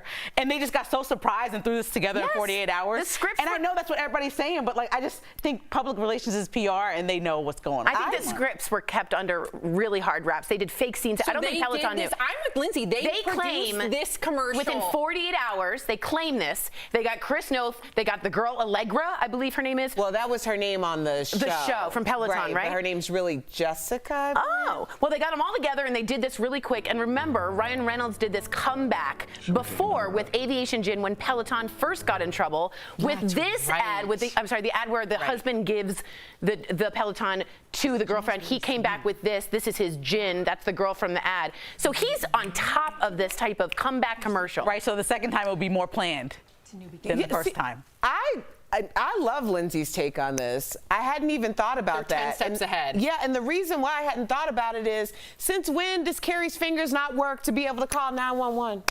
How long does it take you? Erica can't get over the actual show. I can't No one get can. over No the one can. idea of walking in, seeing your husband on the floor, knowing that he's in medical duress. You jump in the shower and try to lift him before you call 911. Right. Also, isn't that apartment like 12, maybe 15 million? You mean to tell me there's not one defibrillator in the building? I know, but Erica, somebody come help. No, you acting like people don't panic in real life. Like, I'm the person that would stand there for, maybe it wasn't 10 seconds, it was like 2 minutes of her holding him. And So this is the new debate, like Titanic with Rose and the door. Oh, yes. And Leonardo What DiCaprio. could have been done. For sure. There was room on I'm the sure shore, okay? people panic, but it just seemed as though entirely too much time went down without anybody trying to figure out how to get help. Sex and the City is not like Grey's Anatomy. They're not going to get into the nitty-gritty medical then details. don't do the scene. Don't do the scene. He had to go. No. Here's the deal, Lindsay. Then don't have him be alive when she comes in, because if he's alive, try to save him. All she did was like, no, use the phone, do and a then CPR. take off your shoes, girl. You know you don't walk around your house in those shoes if Those Manolo are the Blahniks classic are shoes not. that had to get wet. It was all a moment. And the show is about shoes and clothes and sex in a And city, now it's going to and be not about ER. grief, though. And you know what? A lot of people might be able to relate. I think so. this I think they exact did it on purpose. storyline. Michael Patrick King has the finger on the pulse here. You don't go West Side Story. You go with empathy and grief, because that's Do really... we need to see more grief? No, we we were don't. excited to Yeah. see nostalgia. We don't need, we know what's happening liked in it. our real lives, I liked okay? it. We don't need that there. I'm right there with you, Erica. Okay, so Kim Kardashian has passed the baby bar. On her fourth try, Kim revealed the news on social media with a series of photos taken in a bathroom in a royal blue gown. She said that her law school journey wasn't easy or handed to her, and mentioned that she had COVID and 104-degree fever during her third attempt. She went on to thank her tutors and professors and mentors, including CNN's Van Jones. She ended the post with an inspirational message to never give up, because it feels so good to get to the other side. What did you think about, now what did you used to call the baby bar? You called it mini bar, which is what you have in a hotel when I you're said, drinking. I don't think it's called the mini bar. So she passed the baby bar. What do you think about this? I have loved Kim K from the beginning. You all know that. I've been a big fan, and this is another really relatable thing. 4 kids building an empire, saving people from jail, and passing the bar. I commend her for doing things that are uncomfortable. She says she's failed several times. She did SNL and might have failed. I just really like this attempt, and it, may I say, inspired me a bit to perhaps look into law school online. Tori!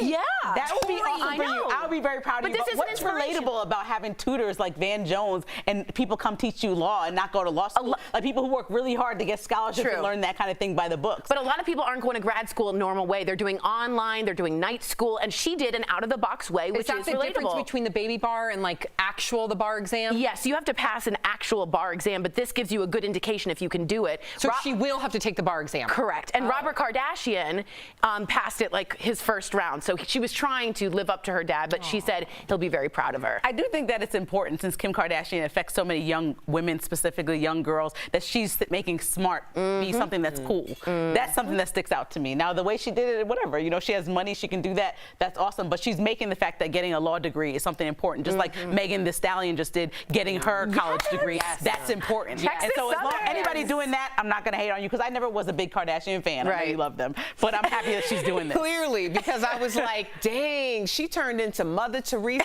Gandhi. Martin Luther King Jr.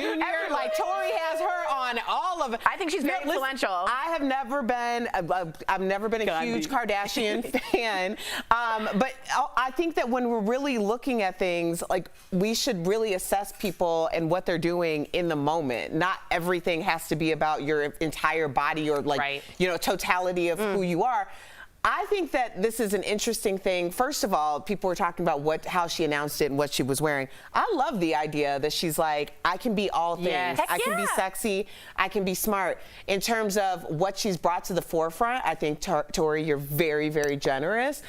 People have been working on prison reform for quite some time before Kim Kardashian came out. However, her amplification of the message is very important and should be put in the totality of everyone's work. So I think this is super impressive. There's absolutely no hate there. But I also want to say, I think it's super strange when people are like 100%, I am this person's fan no matter what they do, no matter where. You don't even give that type of grace to your mama. Right. So why are you giving that grace to some celebrity you've never met? That's so Tori.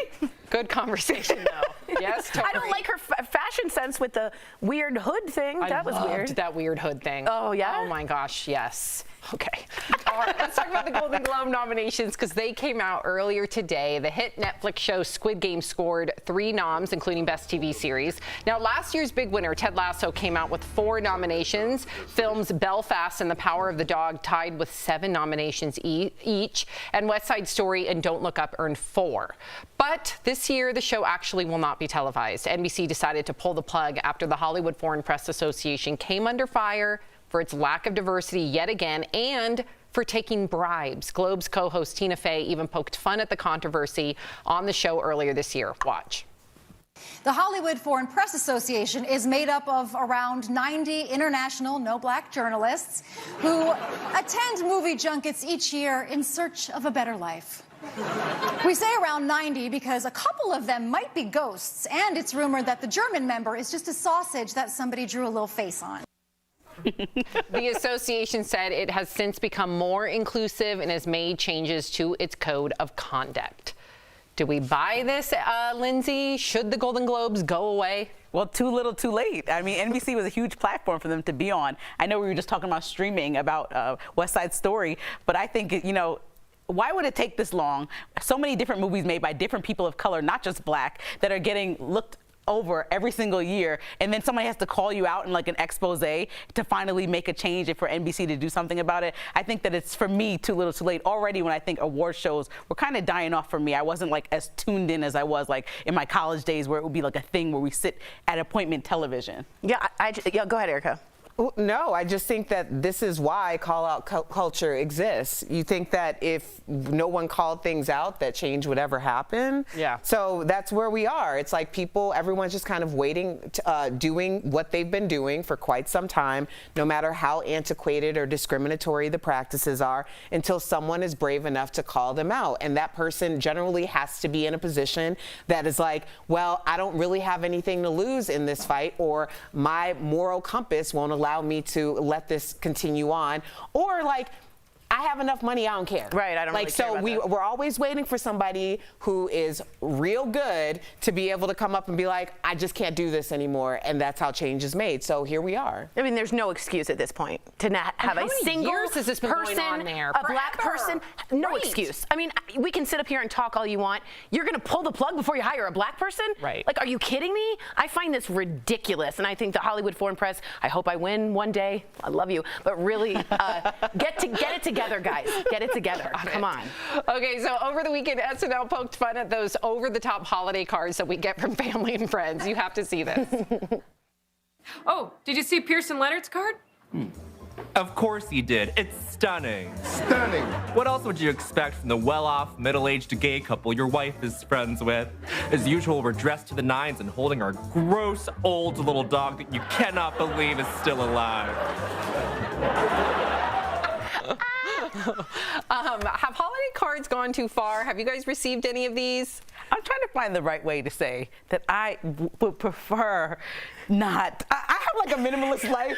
I don't want all Too those much. things on my refrigerator. But my mom, like, she forced me to take pictures of Kinsley this weekend so that she can send out holiday cards because I refuse to send them out. And I appreciate if somebody has like a dog or a kid. I get it a little more now. My mom's like, yeah, I haven't spoke to people in months or years, and so the holiday card is the way I keep up. And I said, that's a shame. That's not somebody that you need in your life, maybe. Like, that's ridiculous. A holiday card should not be the way you keep up with somebody you really care about. I've never sent one. The worst thing is somebody sent me one of just them and their boyfriend and just was like standing there in front of a tree. And I was like, this is it. This is my foot. I don't want any more of these things. But I do appreciate if there's a baby or somebody, a new person in the world.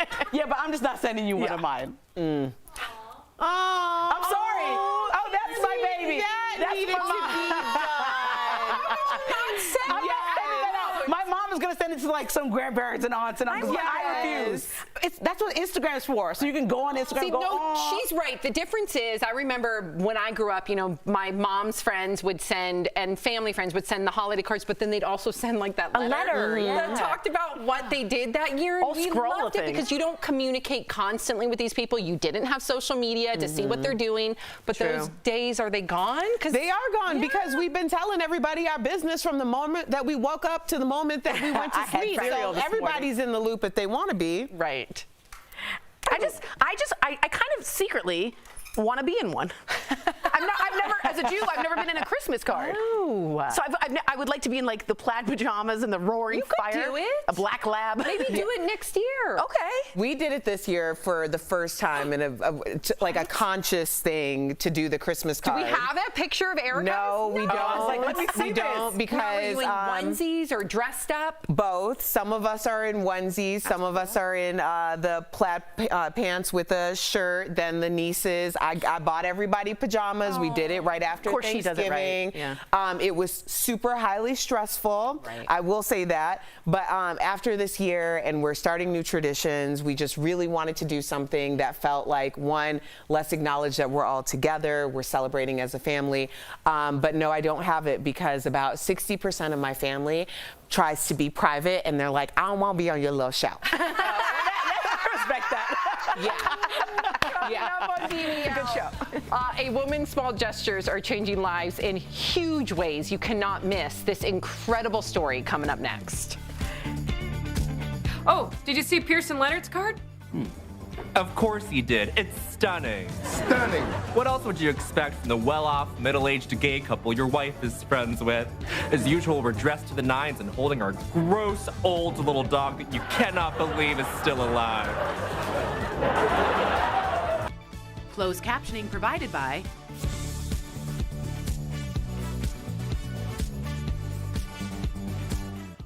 I saw, like, we unfortunately had a death in the family. We went to a funeral a couple of weeks ago, and Colin's mom made all the grandkids get in a picture, and she was being like a tyrant about it because it wasn't going that well. So I'm imagining Erica with her huge family, like, do this, do that. Somebody has to be. You gotta have the Wrangler. Picture, but you're gonna have to like reel it in. So what I saw, I was like hysterical about it. And so a I don't know lot how of many young boomers- kids you had. And we just How had did you the wrangle? four. What was your tips? So what I did was when everybody came in, I put the pajamas on their respective beds that's so that they had them. However, if you're going to do the pajamas that there's a male and female version, make sure they're marked, because then for about a half hour we did a pajama exchange because like my dad had a women's large, my sister had a men's large, couldn't tell the difference, they had to exchange. But then I sat everybody, we have a sectional couch, so it's easy to put like my parents in the middle, my brother's family on one side, my sister, or my other brother's family on the other, my sister and all of us. People are in this photo? 18. Oh my gosh, that's yeah, a plus lot to and the organize. dog. So yeah, I mean Okay, it's a lot of work. So I give credit to all of you who do this every year. There are families every year. They'll get everybody, extended family, and they'll do those big family photos. And I've always like wished that I had that in me, because then you go to their house and you see like their whole stairwell is like all those family In a row. photos. Well, my mom bought us Speedy pajamas, Colin and I, to match Kinsley's pajamas that she had in that picture. But I'm not gonna tell Colin like get in a photo with Speedy pajamas and to send this out to everybody that my mom was sending to. He like that, you know. I know, but there's always a line you gotta draw. There's always a line you gotta draw. That line has been crossed for us because You said you got everybody together. If I got 20 people together, I would do it too. Yeah. But just me and Colin, it's looking kind of funny.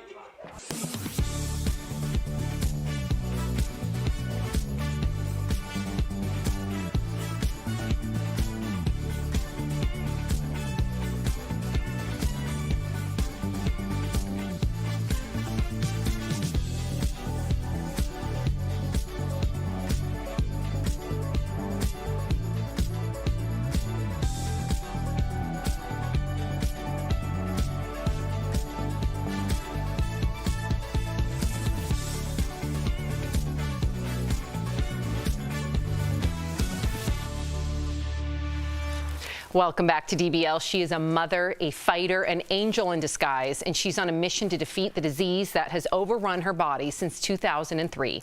Watch how Angela Baker turned a life-changing diagnosis on its head to help others with her disease. My first cancer diagnosis happened when I was 32 years old. I had just finished graduate school. I was raising a son by myself. It was just in the ducts of my breast, my left breast, and it was stage 0. I chose to go along and do the mastectomy, which is full removal of my breast. The surgery works, and Angela returns home healthy, her cancer in remission. But 5 years later, while conducting a routine self-breast exam, Angela feels a bump. Angela's doctors decide that the tumor must be removed, and Angela endures yet another surgery. The pathology report came back and said it was cancerous. 99.9% sure that they had gotten it all this time. I was free and clear to, move on with my life. So I thought. So in 2011, I had a cold. I don't know, at that time, my colds always turned into bronchitis for some reason. I went to the urgent care. I told them how I was feeling, but then I also told them I would hear this little whistling sound like in my chest. And so they did an x-ray. That's when I found out I had stage 4 metastatic breast cancer. Angela learns the grim prognosis of metastatic cancer. Metastatic breast cancer means that the cancer has moved from the original site, which was my left breast, to a different part of my body, which was now on my chest wall and my bones. I didn't know that you could only die from metastatic breast cancer. It wasn't until a couple of years later that I really understood what metastatic meant. Burdened by her terminal diagnosis, Angela stops working. I was like, what am I gonna do now? I mean, I'm young. I don't wanna just sit home and do nothing.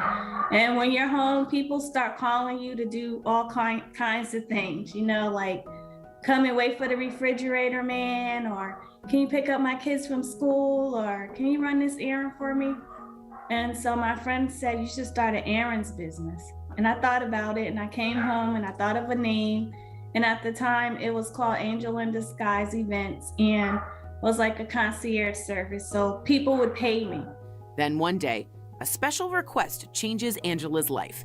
A lady, she needed to go to 2 doctor's appointments, and she really didn't have any money to pay me. And I was like, it's okay. I was like, there's got to be other people like this. I figured out how to start a nonprofit. I knew nothing about it, but that's when Angel in Disguise was born, and here I am. 6 years later. Angel in Disguise is helping people with cancer one ride at a time. It might seem like a small task, but to somebody needing to go to treatment, that's a big deal. And as Angela continues her own fight against cancer, she continues to drive. I get emotional. I'm unable to walk by myself now. So I need help to get in the car. So someone has to help me get in the car. Just being independent and knowing that they need me. So I'm like, someone's gonna help me get in this car. They're so grateful. So that's what keeps me going. I feel like if everybody did it just one day, they'll be like, wow, look who I helped today. Everybody knows me as Live Life Now, because that's what I believe. And that's what I want everybody to remember. Oh, wow. Her legacy will live on even after she's gone. So to make a donation and to learn more about Angela's nonprofit, Angel in Disguise, you can visit angelindisguiseinc.org. We'll be right back.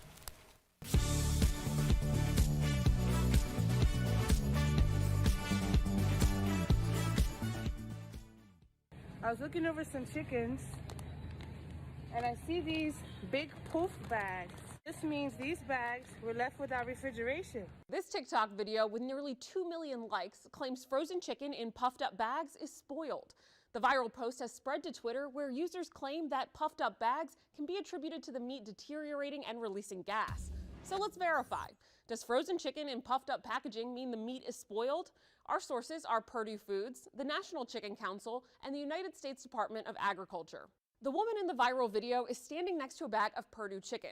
The company sells its chicken in a variety of packaging, including frozen in bags.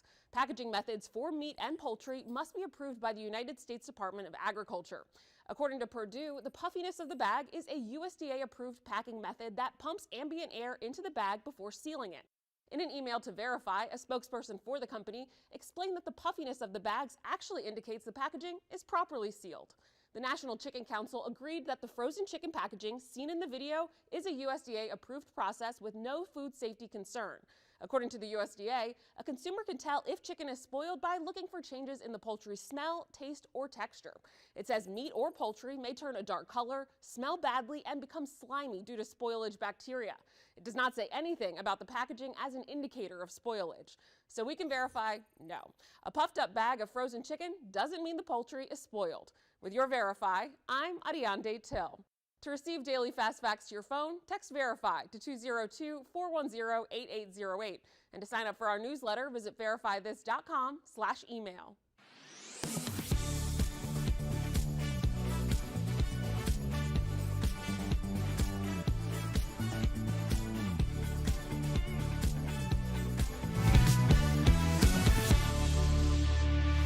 Welcome back. If you're hoping for a pup this Christmas, scammers might be coming for you. It's time for our security alert sponsored by LifeLock. So according to the Better Business Bureau, pet scams have more than doubled. So here are some tips to keep Fido safe. First, see the pet in person or request a video call with the pet and the seller, or a charity, I would hope, because there's sometimes charities out there that I guess have a I don't know where I'm going with that. Next, reverse search the pet photo. Look up any distinctive phrases in the listing. If the images or phrases are found in multiple places, it's likely a scam. And in the end, your safest bet is to adopt an animal. There you go, from a local shelter.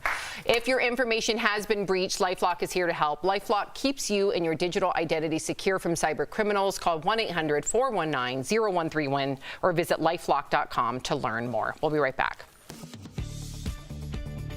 Promotional consideration is brought to you by.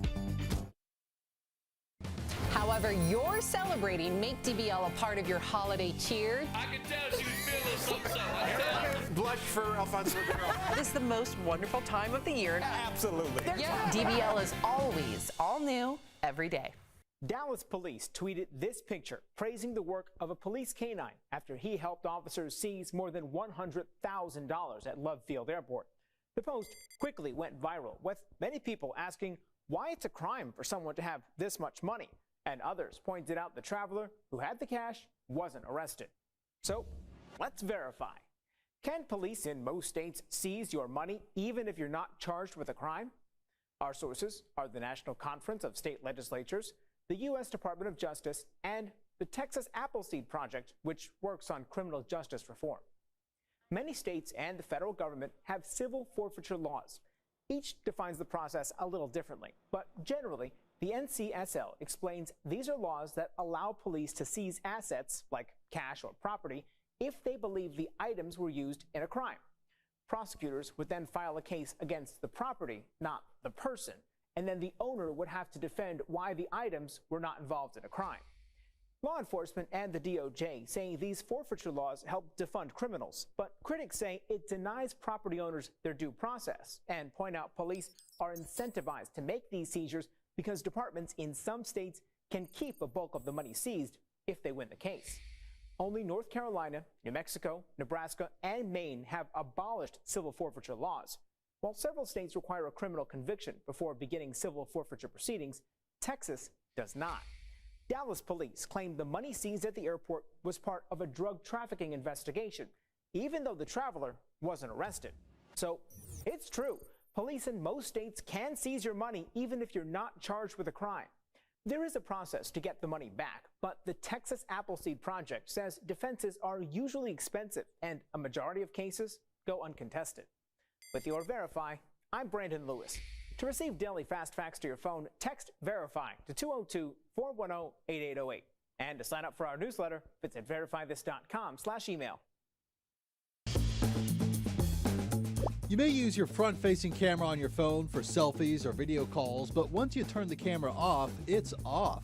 Now, according to the Washington Post, a big chip maker has revealed its latest processor includes a feature that would allow smartphone makers to keep front-facing cameras on at all times, watching for your face.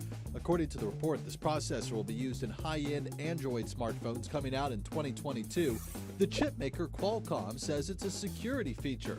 A phone could potentially have a feature that allows it to automatically unlock as soon as it finds your face, or it could detect another face next to yours, allowing your phone to hide notifications you might not want someone else to see.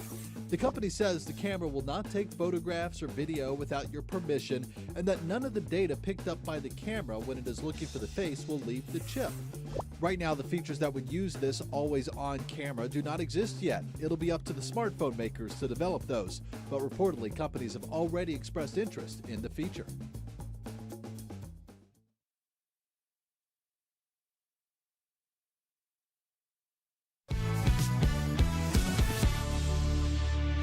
Welcome back. We love sharing your comments. Miss Tori? Juanita says, I like to give and receive Christmas cards because they're like tiny little gifts. Oh, yeah. I like a note with it. At least tell me what's going on. Don't just tell me what's going on. DBL's new every day. We'll see you tomorrow. Bye guys.